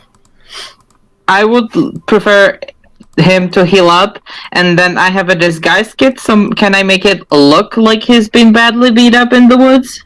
Yeah, that's fairly easy to do. I mean, if they decided to look closely and inspect him, they might notice. But other than that, yeah, it should be easy enough. I mean, we have bleeding ogres and stuff, so it should be fairly easy. Just smear some ogre blood on Please his don't face. put that on me. Oh. Remember how I clean Astrid? I can do that to you after we're done too, okay? Okay. Do I need to roll something? Not yet, but if I decide to have them inspect to see like how badly, like how you look, then they'll get a roll. Good luck, Okay. Colin. Go get him. So the plan is for Colin to take them back here Yeah. Alright. Well, we're gonna see how it goes. with the I three would like big you to dead follow ogre me to bodies. the. I think it'd be good if you guys followed me to the edge of the woods, and then if I can get them at least outside the fort. Wait, Colin, I have an idea. You Okay. can run in, say like, "Oh, I was ambushed. You need to come with me. We might be able to save your friend," something like that. But you need to convince them not to all come with you, because we don't want to fight 7 ogres at once. You think that'll be very difficult, Colin? Like, Yeah. we've been ambushed. Come with a small section of your force. Like, no, you- but you like, basically are. we've been You can ambushed. try. Come with me, but don't come all because they might take the fort while you are gone. You can try. I'm just saying Yeah. that might be quite a difficult sell. You might realize. If I can draw them at least just to the outside of the fort, is what I'm saying. Like, that way we're not fighting on their turf and we're fighting on neutral ground. Even if it's not in the woods where we have the advantage, it's still equal ground at this point. Or we could try, if you're taking their attention, that we can sneak in on stealth or something. So we all take positions in the camp and we surprise them there. Astrid's armor clanks loudly as you say that. Ganymede's isn't much better. Right? Last plan I'm then. just saying, I'll withdraw. Edge of the woods is neutral territory, and I don't think I'm going to be able to get them all. I'll try, but I'm just saying I don't think we should do it here. I think we should do it near their fort. The thing about here as well is there are 3 very large ogre bodies. And I don't Ogres think are we're 12 moving these foot tall and bodies. weigh about Yeah. 600-700 pounds at least.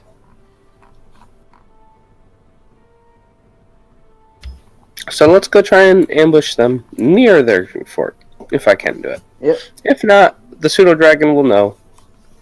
So we're gonna be pretty close, so inspiration could help. Yeah, you could inspire him closer to you, and you guys... Basically, where you are in the woods right now on the map is kind of where you guys would be hiding. Okay, then I would like to inspire him with 1d6 for his persuasive / deceptive. exploits. All right. Yes, exactly. Probably going to be deception. How do you what's your bardic inspiration like in this situation? As some proficient in deception and persuasion, I'm just gonna give him some pointers on like how to look believable While you're guess. rubbing ogre blood on his face. Exactly, multitasking. Yeah, it's kind of a sweet moment. All right, Colin, you come It's very running out. strange that I'm going to be running back with the blood of their friends on me. But You can say you tried to protect them. Yeah, you were close and splattered in their blood. Yeah.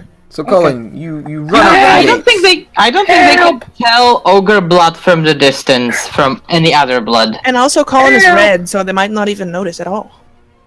true. Help! That's fair. Help! This ogre looks down at you with a bolt launcher. We've been ambushed. Come quickly, save your friends. There's a brief pause, and the gate opens a crack.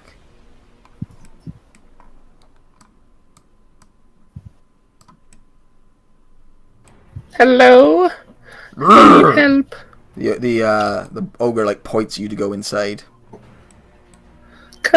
Thank you, sir. All right, you head in. You are now in an ogre camp, surrounded by ogres who are looking at you, confused. And ogre's confused looks very close to ogre's angry. We were attacked. Lord Buttkiss he was waiting for me in the woods. And Where are my men? He knows the bank.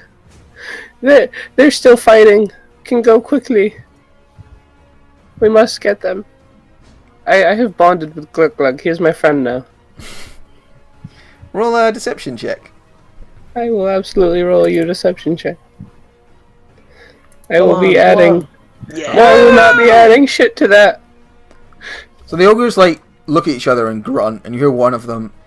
I'm guessing you don't speak giant because that's what they talk to each other I in. do not speak giant. I speak draconic bank terms in common. Okay, you hear them like grunting at each other in this deep bass tone, and they a couple of them like brandish weapons at each other. Kind of goes, "Quiet, all of you!" And looks at you and goes, "So you led my men right into an ambush. How was I supposed to know it's an ambush? They call it an ambush for a reason. Come on, please Great. help me. Great! They're probably already dead. I'm not sacrificing the rest of my men to your stupid cause." Pay them extra. I'll pay you extra. Vampy, let other people have their, like... We don't interrupt Silver when she's doing her deceptions and negotiations. Colin, you, what do you do, sorry? Please, sir. Glug Glug is my friend now. And I need help. I don't want to go back to the bank empty-handed. The bank will kill me if I go back empty-handed. What's in it for us? This sounds more dangerous than we expected. I gave you 3 men and they're I did say that I already was going to dead. need more than 3 people. I did say I was going to need more than 3. But, I'm just saying. He glares at you I- like, you better watch your fucking mouth, boy. I'm an ogre. I'm an ogre, goddammit. Can't you tell by my short, stubby little legs here that I'm an ogre? Well, what do you want? I have money. I don't have too much treasure per se, but I have money. We'll take more money for payment. We've got to Okay. we'd have to bring the entire horde now. He looks thoughtful. Probably. How much have you got? Well, remaining. I'm gonna lie to him, so I'm gonna roll deception. I have Add 200. D6. 200. Okay, I have 410. Don't look at me like that. Alright. He glares at you, because now he doesn't believe you. Like, he's not... Because you were talking about, like, 25 to start with, and... Well, like, that was what I said the bank was gonna give you. Yeah, but he's like, yeah, this does see shit. Looks over at the big ogre with the chain and goes, "Search him." The big ogre walks over and like just grabs you with one huge hand and lifts you up. And he's gonna pat you down, looking for your money. Okay. And He'll find it. All right, he finds the money, grins happily when he sees it, and drops you on the ground. And Calrig goes, "Looks like we've been paid for losing our men. You can get out of here now. Please help me, please." We've already got our money. What more do we need from you?" Well, not much. I mean, we could use another But I won't kobold close for this the kebab. Maybe you would like this property foreclosed. Please help me. Roll Contracts. roll a persuasion check. Okay. I was going for intimidation, but it's fine. I was not intimidated. I didn't think you were. Inspiration. Inspiration. It's all my life savings. The bank will surely kill me. I just want to get my revenge now. I like glug glug. Why are you withholding the inspiration? Yeah, sure.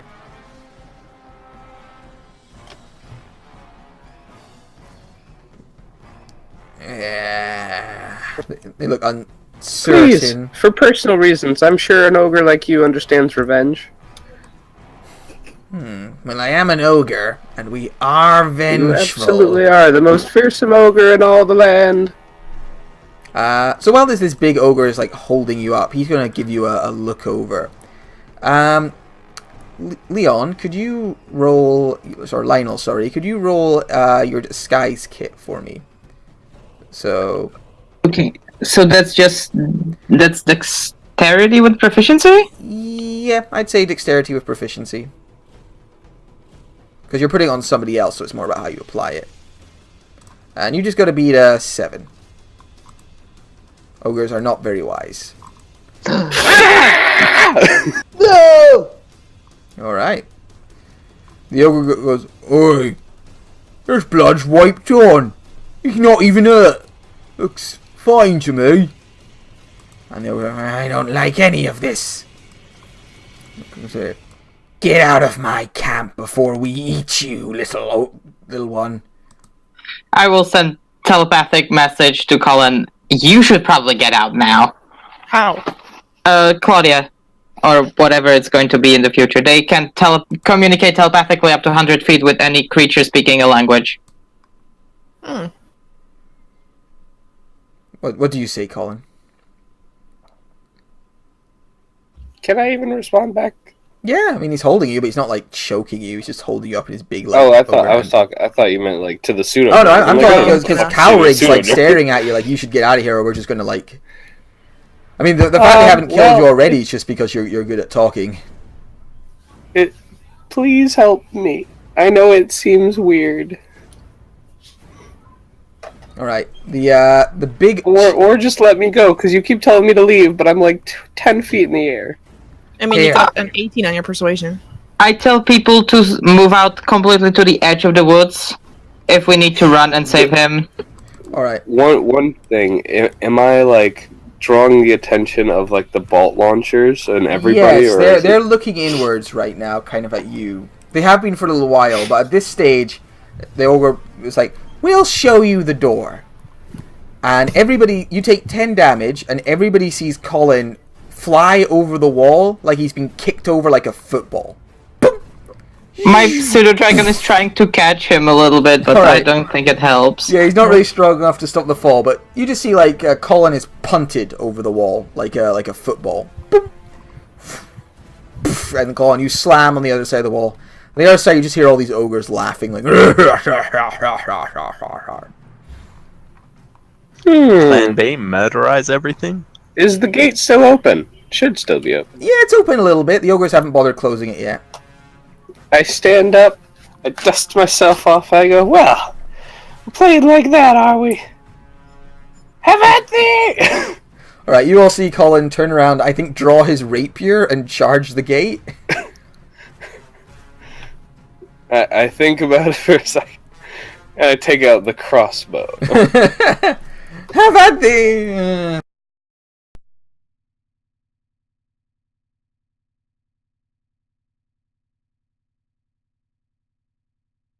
I'm shooting an alt launcher right in the face. Alright, he gets a bit of cover because of his the difficult angle and the stuff in front of him. Are we going on initiative, or would this be a surprise I think round? he just... Bing! So this one boings into the thing, and then, then everyone needs to roll initiative because the ogres begin, like, roaring, and stuff is definitely getting... stuff has gotten heated. Wait, am I this far back? Can I be closer? I mean, I said Not to move. really. Elf rolls anyway. I don't think you'd be able to get much closer than that without being possibly spotted. I mean, I would be as close to the rest of the party. I was just AFK when you guys were deciding placements. I didn't know they were deciding placements. They should actually have not moved from where I put them originally. So, you guys should be back a little bit. Alright. Now... I didn't move Ganymede, I was dealing with a cat. Whatever, I'm putting you guys where you are now. Ganymede didn't change position. Alright, it's go time. So, yeah, Colin, you like, bing, fires a little bolt, it ding, sticks in a thing. Then the ogre, like, roars inwards, and you hear Kara go, "Ah, for God's sake! Right, I'm coming up there!" And he starts, like, angrily, like, moving his arms, like, I mean, none of you can see this because he's inside. Angrily starts moving his arms like he's walking, though there's a little bit of a delay, as that information has to get to the ogre he's on.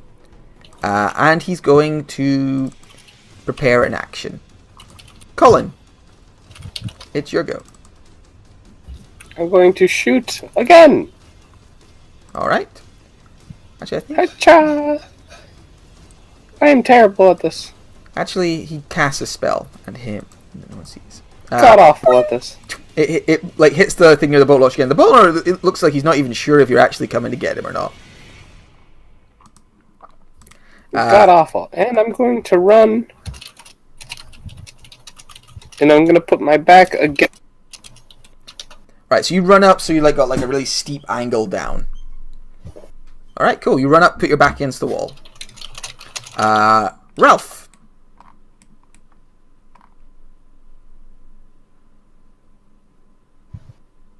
Marcel? Oh, sorry. I thought Lionel was first because he's also 18. But Oh, which one of you has the higher dexterity bonus? I have +3. me too. You guys can choose. Who do you want to go first? I'll go first then. Alright. Okay. So yeah, you can hear like angry roaring coming from the camp, and you can see this bolt launcher like tracking something with his big bolt. Yeah, I'm trying to gonna shoot the bolt launcher. Alright, so he'd have good cover because he's up on a wall and there's like a raise around the wall, so he's got 3/4 cover right now from where you are. Okay. And I think with that range you get... Can you even actually shoot at that range with a hand crossbow? You can, but it's like maximum of 60 feet. It's 30, 120? Alright, you are just within range, but you'll have disadvantage. Yeah, okay. Shoot anyway. Uh, Oh, that's my case. you throw your case at him. 14 misses because it sort of hits the cover that the bolt thrower is standing behind. Ding.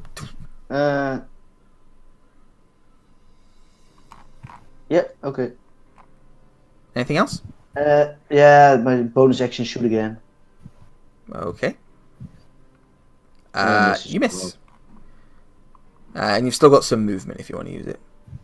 Yeah, coming a little bit closer. Cool. Lionel. First up, I will give inspiration to Ganymede 26. Okay. And then I will hold my action to cast first level Cure Wounds with Claudia the moment she lands on Colin. Okay. Ganymede. Sean? Yeah, I need to actually check something because this character doesn't have sharpshooter, which is new to me.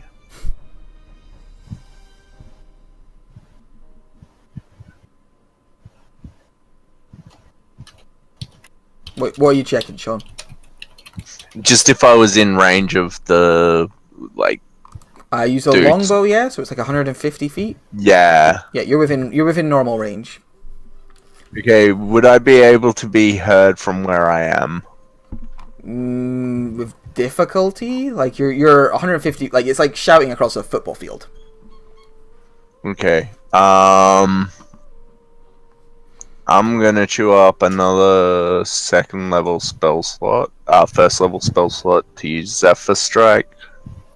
Okay. So add advantage on the ogre caster that all the other bolts and crap are going towards. Okay. He has some cover from you, especially from where he is right Yeah. now. All right. Pew, 16. Oh, with advantage. 27. 27? Yes, you hit him for 9 damage. Plus 7. Right, so you shoot and you hear it roar. We're under attack.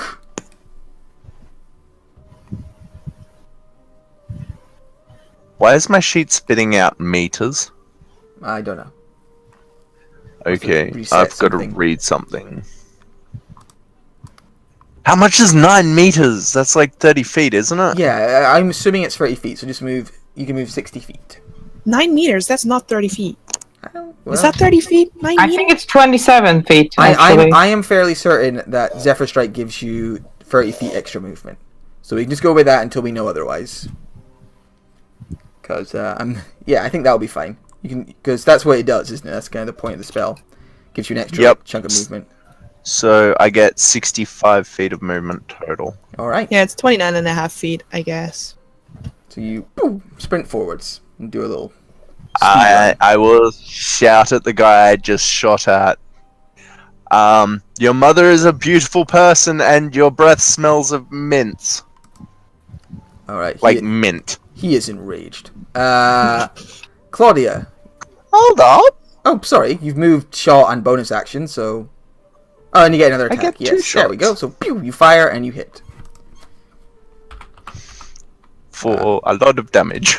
Yeah, that ogre bolt throw already looks quite badly hurt. And not just his feelings, but its. Yeah. And then Claudia is going to, I think, fly over to Colin, yeah? Exactly. And then you can heal. The ogre bolt throwers, one of them moves up here so he gets a better shot on Ganymede and roars, "How dare you! I hated my mother, she was a bitch!" And fires a bolt at Ganymede. Boom! Missing you.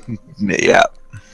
The other one is going to shoot at Ralph, seeing him come out of the woods. That was a very good shot. I am confused! 120 feet, so he would not be in range from there. So he's going to try and move up a bit closer. So, to there. Doof, doof, doof, doof. And from there, he would... 120 feet, just be within range. So this one moves up within range and fires at Ralph. Wow. There you go, Ralph. Have 23 damage. How you feeling there, bud? Don't forget you have the inspiration. Thanks, mate. Damn, these big bolts hurt. Yeah, that's a good roll on those bolts as well. But yeah, they're not very accurate with them, but when they hit, they are a big old spear-sized bolt flying very quickly. Astrid, it's your go. Right. I'm going to run up, action dash, and cast Shield of Faith on myself with my bonus action. So Okay. I would end up like there. 60 feet. Yeah, sure. There. Ralph, you took 23 damage. You only took 9 off. There we go. Phew. Alright, Astrid comes charging out, armor clanking as she goes. From inside, you hear these ogres let out like angry roars, and they come running out. So that one could go 45, 50, 55, 60. So, roar. So these two bog standard ogres just come. They only get 30 feet of movement, don't they? No, they get 40. Nice. So another 20 for this Your guy. body odor smells like potpourri. They look very confused. Like, thank you. Is that right? So one ogre is going to run all the way up to Colin, but it's just going at a dead sprint, so it just reaches you, Colin. The other ogre just legs it through as fast as it can and gets to here. Then the ogre chain brute is going to... He's not smart, so he would just run straight out as well. And then appearing on the wall, so in a second, is this ogre riding a little dwarf dude. He appears as he casts a spell.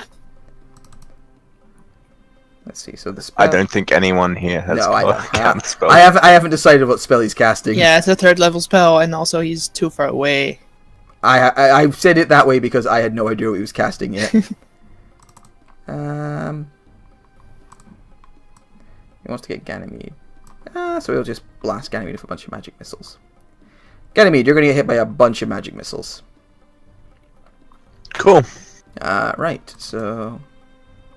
Yeah, is that the best move? Yeah, why not? So he's going to hit you with a level 3 magic missile. So that would be... starts at 3 a darts. lot of damage. Starts at 3 I'll darts tell you... and then goes up to 5 darts. 5 darts plus 5. 5d4 plus 5. So Ganymede, you take 15 damage as a bunch of these magical darts smash into you.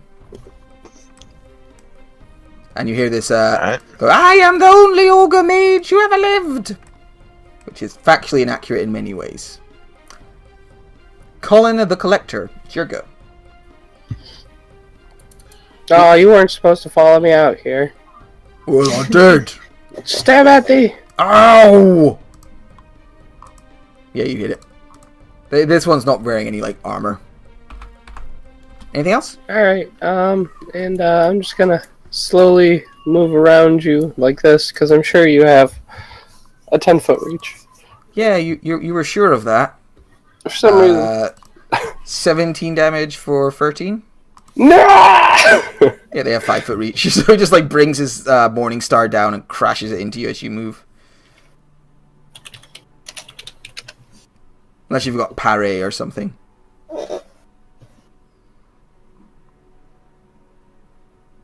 But hey, now he's made his attack. You can move anywhere you want. After the fact, I won't retroactively change anything, but can absorb elements eat damage from magic missile, or is it only shield? It does a force damage magic missile, so that's not an element. It's it's specifically fire, lightning, cold, and acid. Yeah.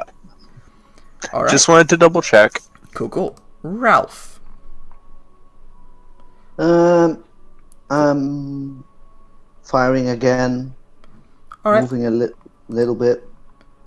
Cool. I'm firing again on the first bolt launcher close to me. If you move a little closer, you might lose the disadvantage. Up to you. Yeah, there we go. Yeah, that's... God, you're just 5 foot short. There we go. I don't know if... Do you have enough movement to get to there? I think you got plenty. Alright, so you move up. You're in range now. Its cover isn't as good now as well. It's standing right up. It's less well covered. But yeah, you can start taking shots. Unfortunately, the shots aren't very good. Do you have the archery fighting style? Yep. I don't think that's included in your calculations right now. Because you would have free from your dex. You would have free from your dex 2 from your proficiency bonus and also 2 from your archery fighting style, so there should be an extra 2 in there. He doesn't have his proficiency in there. He's got the +2 bonus and dex. Okay, so the first one would So- still miss. It's a 9, so that misses, but the 22 hits for 7. Are you proficient with hand crossbows? He's a fighter, yeah, so he's proficient in like Fighter, everything. yeah. I'll quickly have a So look I at your should- sheet and fix that for you. Thank you. I think anything else? No, that's your bonus action, and move. So yeah, that's you. Lionel, it's your go. I will start by moving up a little bit. I'm shooting another inspiration out. Let's say Astrid. Why, thank you. And then I am holding Arms of Hadar on with Claudia until she's moved at place where I want her to be on her turn. Okay.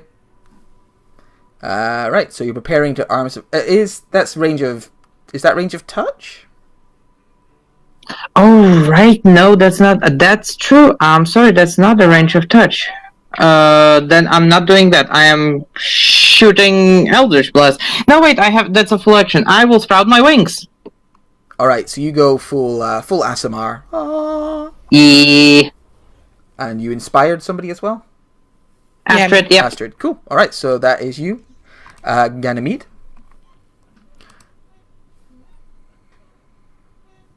Yeah. You can see these big, ugly ogres kind of pouring out, That- chasing that- after Colin. Yeah, that was fun. I'm just trying to think. Far out. I haven't even added that to my sheet yet either. Awesome. How much is a greater healing potion? 44 plus 4? Yeah, 44 plus 4.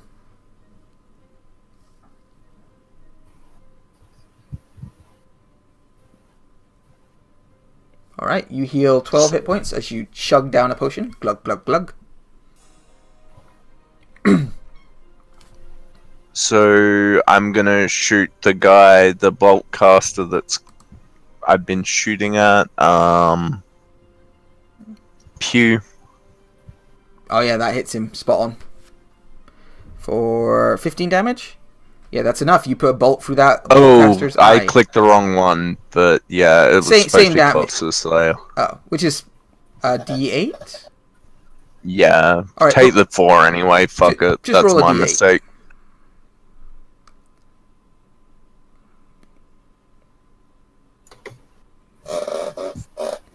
Yeah, roll a D8 for me, Ganymede. Yeah, magic. Yeah, right in the eye. The over falls and slams into the ground just in front of Colin with an almighty crunch. Yep. And second Nice shot shot, at. Thank you. Second shot at Magic Missiles McMagic Face. All right, you hit Magic Missiles McMagic Face for 12 damage. He Cool. actually he doesn't have shield. Yeah, you hit him. I was going to shield, but he doesn't have it. Okay. You're not an ogre! You're a very ugly dwarf! Why do people keep saying that? And that's me. Awesome. It is now Claudia's turn. Not Claudia. I'm going to put something different down there so I know it's not Claudia. But not Claudia. I can't change the name. Oh well. What does your familiar do? Lionel. Lionel. You there? Alright. Ogre Bolt throwers then. 'Cause I can't hear Lionel, so I must have stepped away for a minute. So the only remaining Ogre Bolt thrower is going to continue firing at Ralph, because as far as he's concerned, he's the greatest crossbow guy ever. And Ralph is an imposter. So he trundles up, doom, doom, doom, and is going to fire. Good luck, Ralph. Oh my god, these guys shoot like beasts when they fire at you. Ralph, you get hit for 15 damage. Yeah, I've knocked unconscious with an arrow. Ah! Alright, so this I'm other pinned down to the ground. other bolt fires, hits you, and you see the bolt thrower like spins his ogre bolt thrower Kind of like you would spin like a little revolver and say, "Only I fire crossbows." Astrid, it's your go.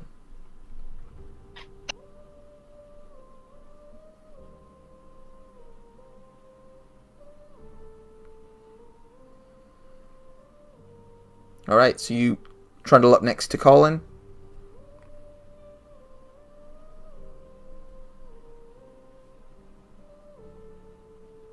And lob a javelin at the closest guy. You're muted. I'm gonna assume the closest guy. Yeah, there we go. Oh, I'm so sorry. I didn't know I was muted. But yeah, it would be a disadvantage, so it's a 20. That's fine. Yeah, they're not wearing any armor apart from like a big loincloth. Yeah, okay. And I was also asking about the javelin that Rothbard has. Is that like a magical item specifically? The javelin of lightning. Yeah, it's a yeah. magical item. Cool. It's a very good Alright, magical item. so that's my thing. I'm still holding up the concentration on the Shield of Faith, so that's my go. Cool. Who did you shield of faith again? Was it yourself? Or... Myself. Cool. Wise choice, because an ogre runs up to try and hit. Well, Colin's there too, but Astrid just threw something at him, so he's going to run up and try and attack Astrid, but gets close Does to. Claudia take an attack of opportunity? Do they get attacks of opportunity? I don't know much about being a pact with the Fiend Warlock. I mean, they get attacks, they get actions, so I wouldn't see why not, to be honest. But it's up to you. I mean, sure, why not? It's not going to change anything. Yeah, roll an attack for it. I don't know where Lionel is. Yeah, that hits it for 3 damage. Oh. And then it has to be a con save, which it passes. So it gets a wee sting as it runs by, and then it's going to try and crush you with a club, Astrid. Nope. But misses you horribly. The other ogre... Also, terrible damage roll. Yeah, god awful damage roll. And then the other one is going to run over and just crush Claudia real quick. So I stop calling it Claudia. Runs up. Fuck you. 18 for 30 damage. Yeah, just squishes the pseudo-dragon. Guys, my internet is down for some reason. I'm trying to fix it, but I'm not sure if I will manage it before my next turn. So I would just like to Eldritch Blast my nearest enemy or something that's threatening. Yeah, Ralph is down. Would you maybe healing word him? Then I would definitely go for healing, because right now I don't see... That's fine. Yeah, I figured. I thought I'd let you know. Yeah, we don't see anyone's health bar. That's the problem. Oh my god, I know. I'll fix it when I have a chance. I made up everyone's tokens really quickly before the end of the game.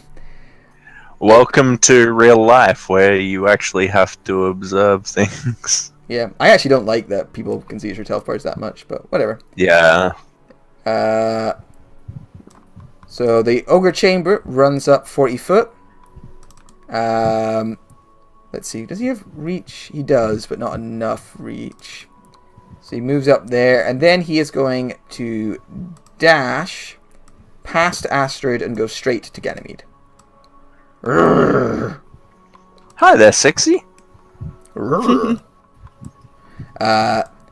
This guy is going to run up to the edge here. Get them! Get them! Kill them! And then it's Calrig's go. Calrig. See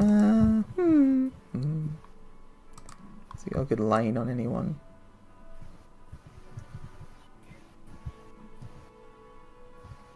He'd hit one of his own ogres if he did. Two of his own ogres. But also, he's up like 20 feet, so the line would end at my feet if he shoots down, not also. Yeah, you're absolutely right. It would.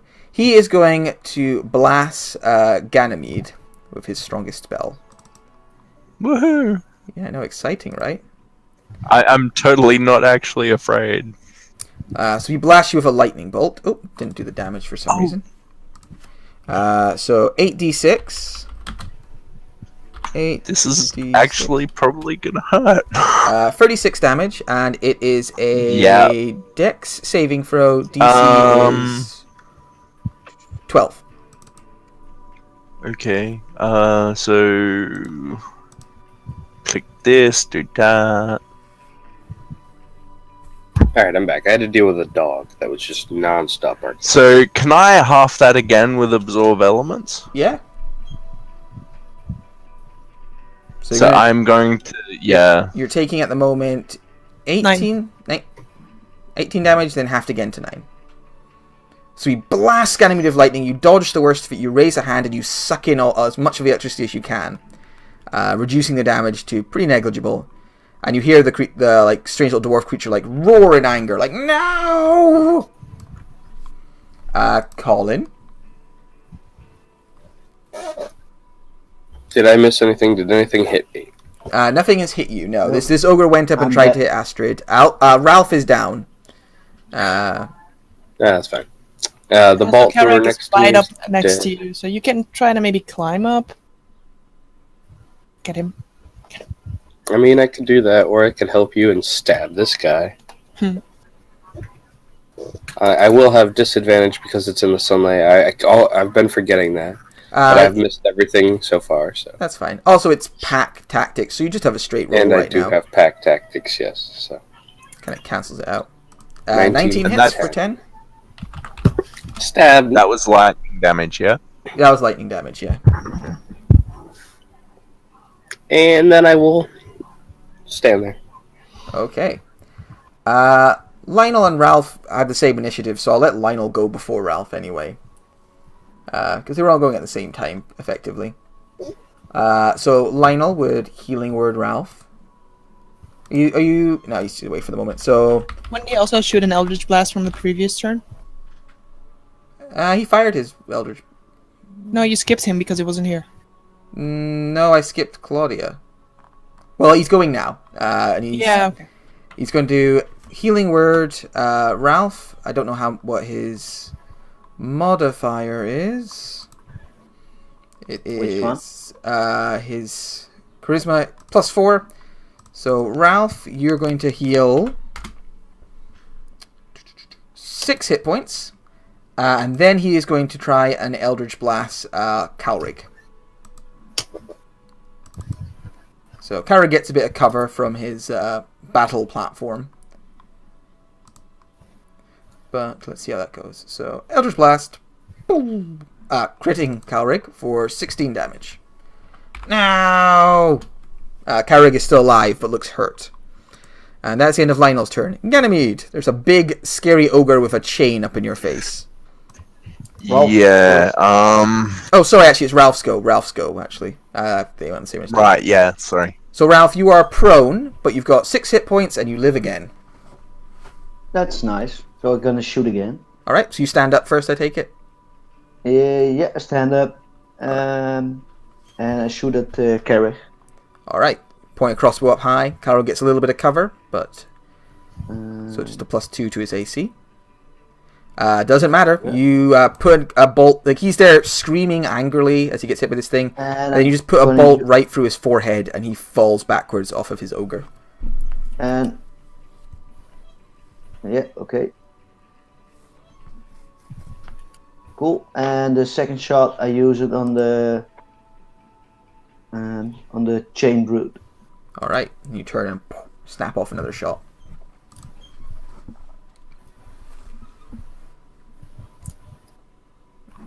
And I'll use goading attack on that. Okay. For 7 more. Wisdom saving throw disadvantage until next turn. Okay. Yeah, that's until my turn. He has disadvantage on all attacks. The ogre. Okay, he passes. Too bad. The wisdom of the But ogre. some nice shots coming off. So you're like there, you spin your thing, it's like, haha, I did it. And then a massive arrow flies in your direction, hitting you. Jesus Christ. Yep. This ogre just has it in for you, man. Just fires, hits you like spot on, nods his head approvingly. Moves up, he can't go any further. So yeah, he's just there, like, he keeps getting hit again. It's great. Astrid, it's your go. I pull out the hammer. It's hammer time. Oh, sorry, wait, now, sorry, it's Ganymede's go. I got all mixed up because of the, Ganymede, you go. I don't think anything you would have done would have prevented that ogre bolt thrower You? shot. No, definitely not. But changes my bonus action though. So under Ralph's, it was Ralph that went down. Yeah. Ralph, technically Ralph hasn't gone down yet. You go before the ogre bolt thrower, but I got a bit mixed up there on the turn order. Right. So I don't know he's down, so I wouldn't do that. This moment happens as the bolt is midair. Yeah. Then I'll stick to my guns. No, I can't bonus action if I draw my sword because I can only draw one. Is that correct? Actually, Ralph, take your hit points back and I'll re-roll when we get round. So just take your Sorry, six back. Matt. No, it's my fault. I got mixed up on the turn order. So yes, Ganymede, it's your go. What'd you do? Stab. All right, that's a successful stabbing for 13 damage. Roar! Wait, he's not is he? Ignore the lightning damage on this because I've got to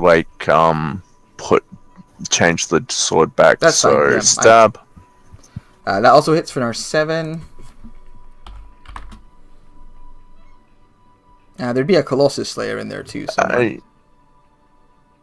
I forgot. So yeah, just roll a d8. So, donk. 5 damage. Nice. All right. Action Sajam. Nice. What else has hit this big guy? Because he seems more hurt than he should be. Did I make a mistake with him? Oh well. Didn't Astrid throw a javelin and crap at him or something? Is that a different ogre? I'm very confused because he. Never mind. Yeah, your short sword hits him for 7 more. Stab. And that hits him for 7 more. That's me completely done. Alright, now the ogre bolt thrower fires his shot. Boom! 12. Dive away. Missing this Just time. miss. Alright, he's going to use his Battlemaster ability, Precision Strike. No, he misses you. And the big bolt. You feel there's a different universe where you got hit really hard by a bolt, but that universe did not come to pass. And then it's Astrid's go. Hammer time! Stop. Hammer time. Crunch. You slam it into one of his thighs. There's a meaty thwunk. Anything else? Nope. Alright. Smack with hammer. Ogre time! Alright. So this ogre can't really get at Colin, so it's going to move around. And they are both going to try and crush Astrid. Because fuck you, Astrid. 1. Nope. 2. Nope. Slam, slam. Both miss. The Ogre Chain Brute is going to chain slam on obviously on Ganymede. So Ganymede. Yeah, I was gonna say I stabbed the shit out of him. Yeah. 21, and you make a Constitution saving throw or be knocked unconscious for 1 movement. My shot. Oh, he does, doesn't he? So he misses. So It's 9. his chain slams in beside you because he's distracted by... That's where the other damage came from. It came from Ralph shooting him. Yeah. Right, so yeah, Right. he slams his chain beside you and misses you. And that's his go. The ogre sort of platform roars angrily that his employer has been killed and leaps off the edge, bringing this kind of flailing flailing little dwarf thing with him because it's still like attached to him by ropes. And it's going to try... actually, Ralph shot it, so it's going to jump down over here and run towards Ralph. And it's going to try and smash Ralph with its mace. Ralph, it hits you for 16.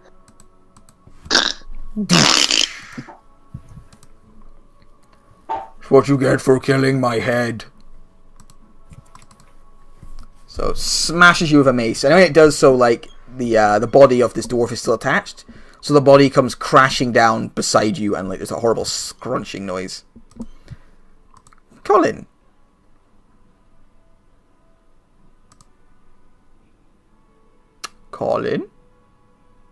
Chris, Rogar. I apologize. You should. Alright.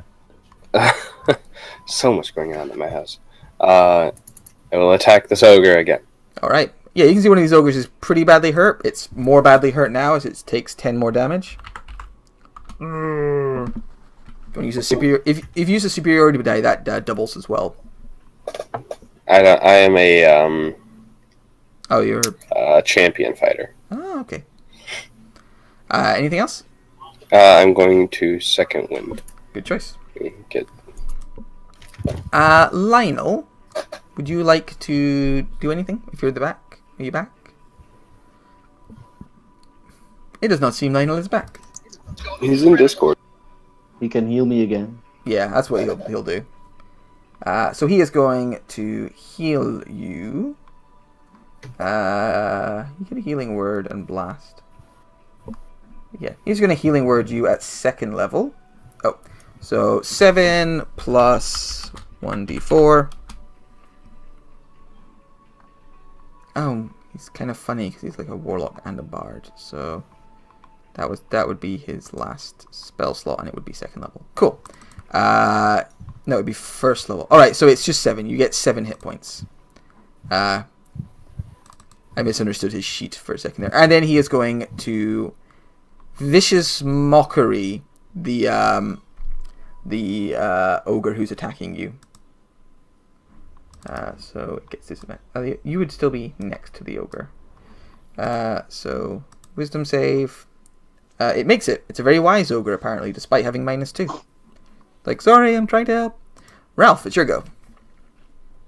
I'm gonna shoot it again. All right, and you don't get disadvantage because you're a crossbow expert. Crossbow expert, indeed. All right. That hits it. You dig an arrow deep into it. Yeah, and again. That hits it as well. Yep. Badly. Yeah, you put 2 arrows deep in its stomach and it begins to bleed profusely. Yep, and I'll do it again. Oh, just going ham. You'd only get the first attack and possibly a bonus action. You'll get the bonus action as well. They're kind of connected. Yep. Do you get 2 bonus actions? Well, it's kind of weirdly worded. On your turn, you take an additional action on your regular action and possibly a bonus action. And I think because, like, 2 weapon style fighting is connected, you would probably get both.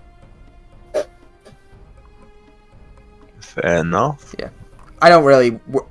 Maybe not, I don't know, but I don't care enough to, like, double check, and it's cooler if he gets to keep shooting. Yeah, fair. It's more fun.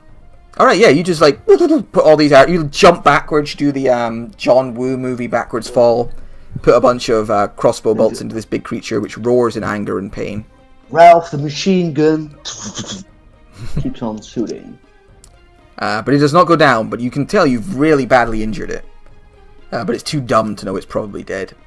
Ganymede, there's this big angry brute in front of you. You've already hacked it most to bits. Yeah, so I'd be able to get my offhand short sword out this turn, wouldn't I? Yeah, definitely. Cool. So, stab. Alright, you stab and kill it. You leap up in the air as it kind of like brings its thing down, and you just quickly push your blade through the side of its neck. It pops out the other end, and it falls to the ground bleeding. Awesome. I'll move up here, and obviously stab and stab. Okay. It's a free action to draw a weapon, wasn't it? Just double checking. It's your item interaction. So yeah, it's part of your move. So, offhand. Misses. Fucked that up miserably. Main hand. That one hits though, for 10.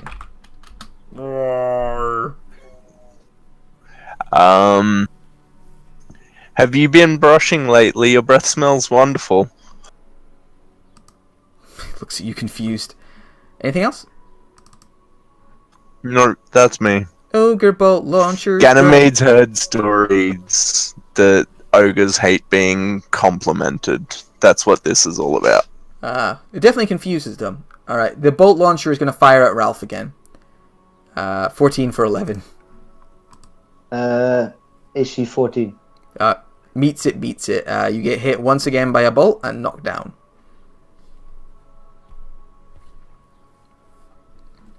Astrid, it's your go. Up, down, up, down. I feel being knocked unconscious this many times cannot be good for your brain. You're going to have headaches for a long time. Constitution saves, everyone. Alright, I'm gonna hammer him, put my bardic into that. Sure. Alright, you hit him and you crunch his kneecap. He screams, falls to one knee, and then you just smash into his jaw. I'm gonna say in giant, yeah, fuck you! The other ogre's like, you speak giant. Interesting. Yes. Join the trash talking the ogres. Yeah. And then I'm gonna say in giant, you're next! And be ready to continue hammering. Alright, this last ogre is going to try and avenge his friend. That's a pretty good job. 19. Nope. Yep, slams into the ground just next to you. Your shield of faith deflecting it. Mm-hmm. The ogre chain brute is dead. The ogre howiter is going to swing down at Ganymede, basically swinging this dead dwarf at you. Dwarf club.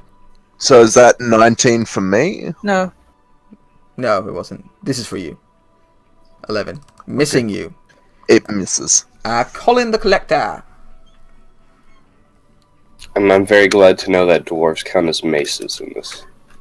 This one does, yeah. He had a spiky hat on, which helped. That makes sense.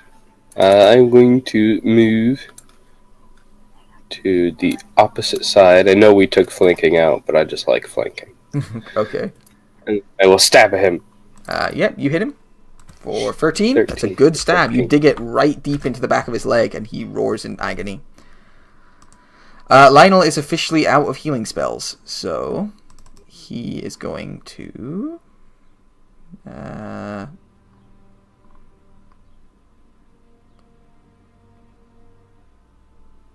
He said, please just let me shoot Eldritch Blast and heal people, mate. Yeah, he has healing hands, so he is going to run up to Ralph and use healing hands on Ralph, which I believe is his level.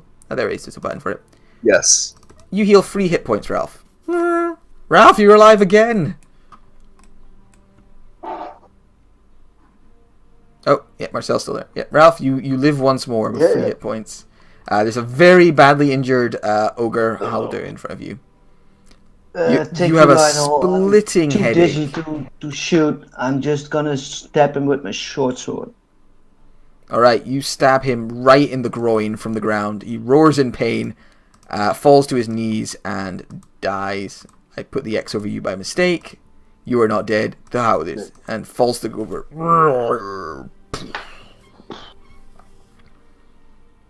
Anything else?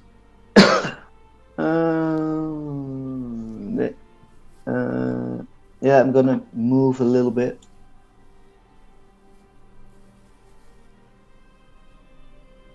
Alright. Ganymede, it's your go. Yeah. Okay, in preparation. Because I've seen this fucking yo-yo. I am going to dump this under Ralph's feet. Alright. So Ralph immediately heals 6 hit points? No, it's only on his turn. Okay. Cool. The Ogre Bolt Launcher no longer has a good shot on Ralph. He looks very disappointed. Oh, sorry, what else you do, Ganymede? Yeah, sorry. I was going to ask, I'd have to, drop my bow, swords to get my bow, wouldn't I? Yes, you'd have to drop them both and bring out your bow. Would that doesn't consume the action, though? No, it doesn't, because you're dropping your swords, so that takes nothing, because you're just dropping them, and then you're using your item interaction to draw the bow. Cool, just wanted to double check, so I will pot shot at old mate on the wall. Okay. Pew. 8 damage. Where's the advantage? Because you're used to having it all the time, aren't you? And a little bit, yeah, not gonna lie. He hasn't been shot at all? That's the first hit he's taken. Okay, you shoot cool. him right So in the eye, though, and you can see the 12 misses. Yeah. Yeah. You fire a shot, it hits him in the eye, he like grabs his eye in pain, blood coming out, looks at you angrily, holds up his bow and is going to try and shoot at Ganymede. 12, so misses you horribly. Yeah. And then he turns and starts running away. Hey now! Astrid! So single ogre left. 17 definitely hits it for 12 Okay. damage. I'm gonna put smite into that. Cool. Smite you! For 8 more. Alright, yeah, you smash it into its belly. There's a blast of light. Fat ripples out of it. Didn't look like it liked it. It is now its go. God, it has so many other better targets, but ogres are dumb, and it just tries to hit you. Urgh! Missing horribly. The ogre is dead. Colin the Collector, it's your go. Okay, I'm gonna have to go cook, but you know what I want to do, right? I think the fight's over by now anyway, don't you that's- worry. So, yeah. this last ogre is going to go down pretty quick as it takes a blast. Oh, thanks for coming, Stab family. at thee. Anything else, Colin? Thanks again. No. Nope. Lionel is going to quickly Eldritch Blast for 10. Ralph. Can I? I'll just move a little bit between the two ogres. Oh, you heal 5 hit points. Oh. Uh, If I keep standing there. I mean, if you move out of it, you're not gonna have a healing sprite thing up your also, ass. if you basically. if you move away from the ogre, it gets a free shot on you. Yeah. Well, I'll step the ogre then with my short sword. Wait, I have 1, 2. I'll shoot it one more time with my crossbows. Alright, so the ogre's on one knee after getting stabbed for the back of the leg by Clyde and getting its wind knocked out of it by a smash to the stomach. As it's there, you just drive your hand crossbow under its chin, pull the trigger, and goes right into its brain, and it falls backwards, dead. Anything else? Nope, that's it. Nice. Ganymede. So I heal 5, right? I think you're getting Colin confused with one of your other kobolds, mate. Did I say Clyde? I meant Colin. I have many kobolds. Yeah. Has old mate that's doing a runner got cover? Yeah, he's got a bit of cover. He's got just half of cover from these like barricades around him. Yeah, alright. Nah, fuck it.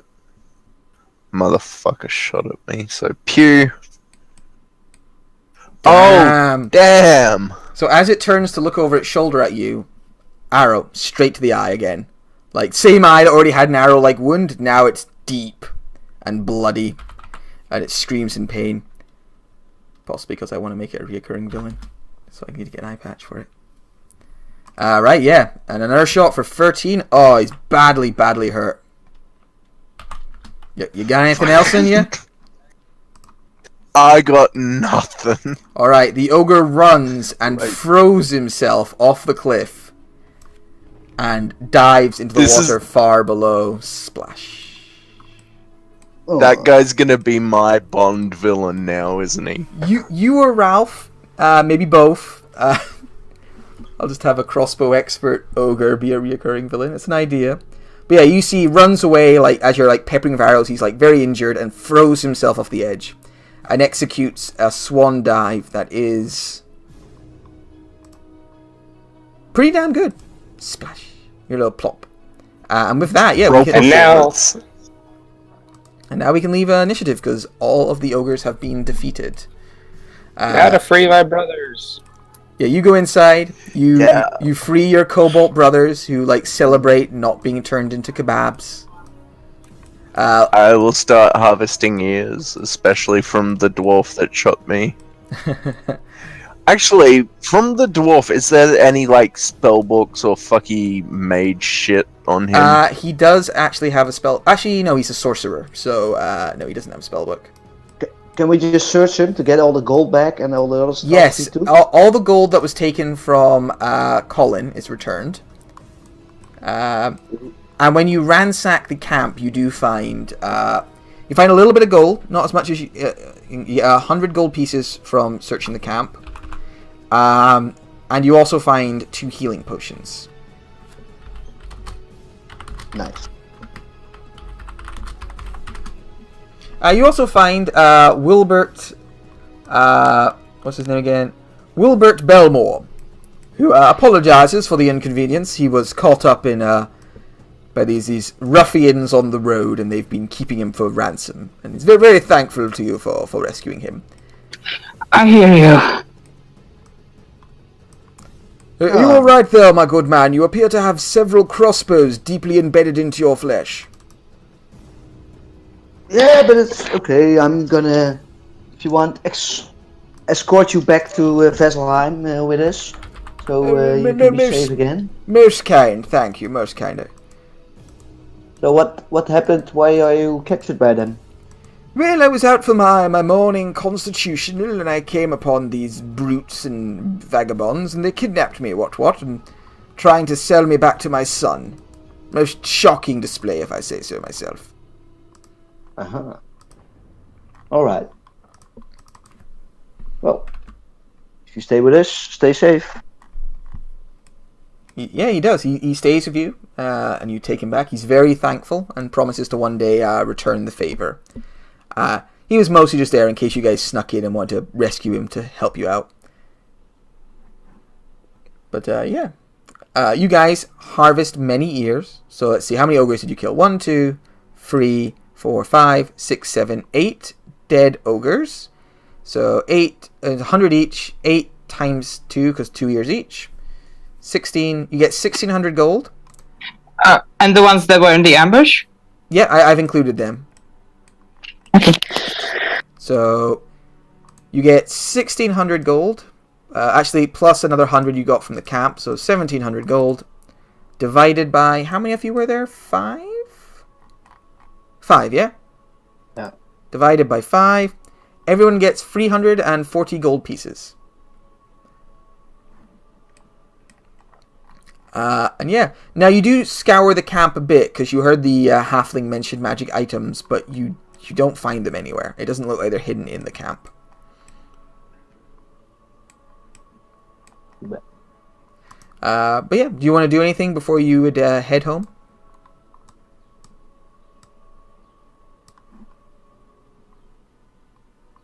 I'm hearing abject silence. No, I'm just wandering, looking around again. I am going to pillage the camp. See Yeah. if there's any, like, if they've got, like, I guess they'd have a coffer or something. Yeah, that was the Keep extra the 100. gold in. The extra 100 gold that you got. Yeah, and I'm just checking if my bolts, I can put them out of the Yeah, you can retrieve ogre bodies. half of the bolts that you spent. You can retrieve. Yeah. I hand each of the kobolds a business card for the reserve, and then speak to them about a job interview. And then I go and spit on Kellig's body and just teabag him like I did Glug Glug. Okay, so you are very gracious in your victory, which is nice to see. Yes. Yeah. Is it an idea maybe to bring the dwarf with us or something, to just show to someone? I don't know if he's any important dwarf or anything. I mean, he wasn't part of the original deal, you know that. So he doesn't appear to be important. He just seems to be like he was the little despot of this little kingdom, and yeah, you don't think. You can't think of any. You can't off the top of your head think of anybody who would be overly bothered about this scummy little dwarf. All right. And I'm doing XP quite quickly because there were only so many monsters. Yes, there were only about 5 or 6 different types. They're pretty good.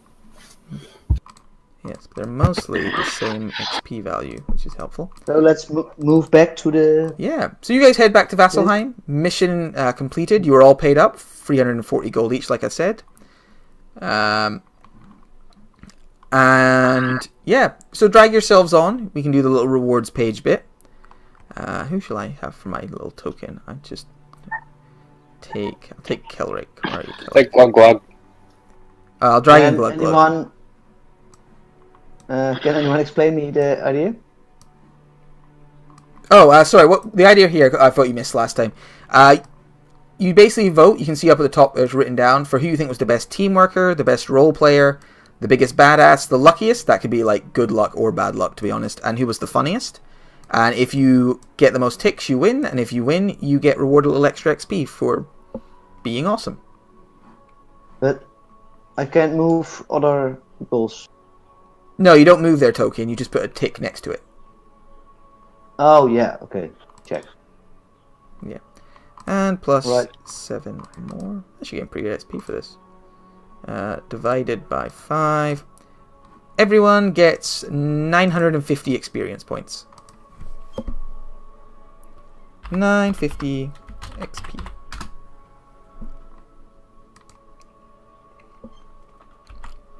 So, well, how much gold did I say? It was 340 each, 340 GP each, and 950 gold XP each. 950 XP. And there are 2 healing potions. Who would take those 2 healing potions, do you think? Yeah, I would like one, as I could use them today. Yeah, you were really unlucky with those bolts, because they are not very accurate, but they just rolled really well. Who is A? Astrid. Oh, yeah, Astrid. Right. Anybody level up? I think I will. don't think I will. Not a ton of XP to Ganymede in his more advanced adventures. Yep. I'm actually genuinely surprised though how versatile Ganymede is. Like, he's a good character. Yeah, some of the new ranger spells make them a lot more useful and fulfill their role better. I mean, I'd just be happy if they'd salvage Beastmaster. Nope, never gonna happen. Beastmaster's screwed. Cool. So is that everyone voted? Right, I'll better let Lionel know. Lionel wins XP. Oh, it's between me and Colin for roleplay. I'm going to give it to Colin. So Colin, you get extra 150. Badass also goes to Colin for an extra 120. Luckiest goes to Ralph because he didn't die from all those crossbows. And fuck it, I'm giving myself humor, so I get an extra 50. So I'll give to Jock. Yeah. Did everyone enjoy the game? Yep, it was fun. Yeah, I had fun. Good. I'm sorry I wasn't as helpful as I planned to be, but like... I know you weren't here for it, but you actually got Ralph up like 3 times. You were super helpful. Sorry, it's a shame about your Thank internet. you, Lionel. You bad shit saved happened. my day 3 times, so quite excellent. It worked out well that you guys went on the same initiative because it just meant you got knocked down and then Lionel got you up and then you got knocked down and then Lionel got you up, just over and over again. There was a system. So we're missing a vote somewhere. I think we organized it all. I think we got it. So yeah, everyone got what they need. I'm going to delete all these. Boop. Cool. So I'm going to call the session to an end there. Another successful mission for the Slayer's Take. And you were all paid quite handsomely for it. And Sorry, it's in chat, of course. The XP and the total. yes, I put it in Discord there. You got 950 experience points and 340 gold pieces. Ralph takes a healing potion, and who else? Colin? I'm just thinking. I mean, I'll take it. I don't know. I was thinking somebody who couldn't heal themselves. Alright, cool. Yeah. So yeah, I hope you all had a good time. I'm going to stop recording. Yeah. I loved it.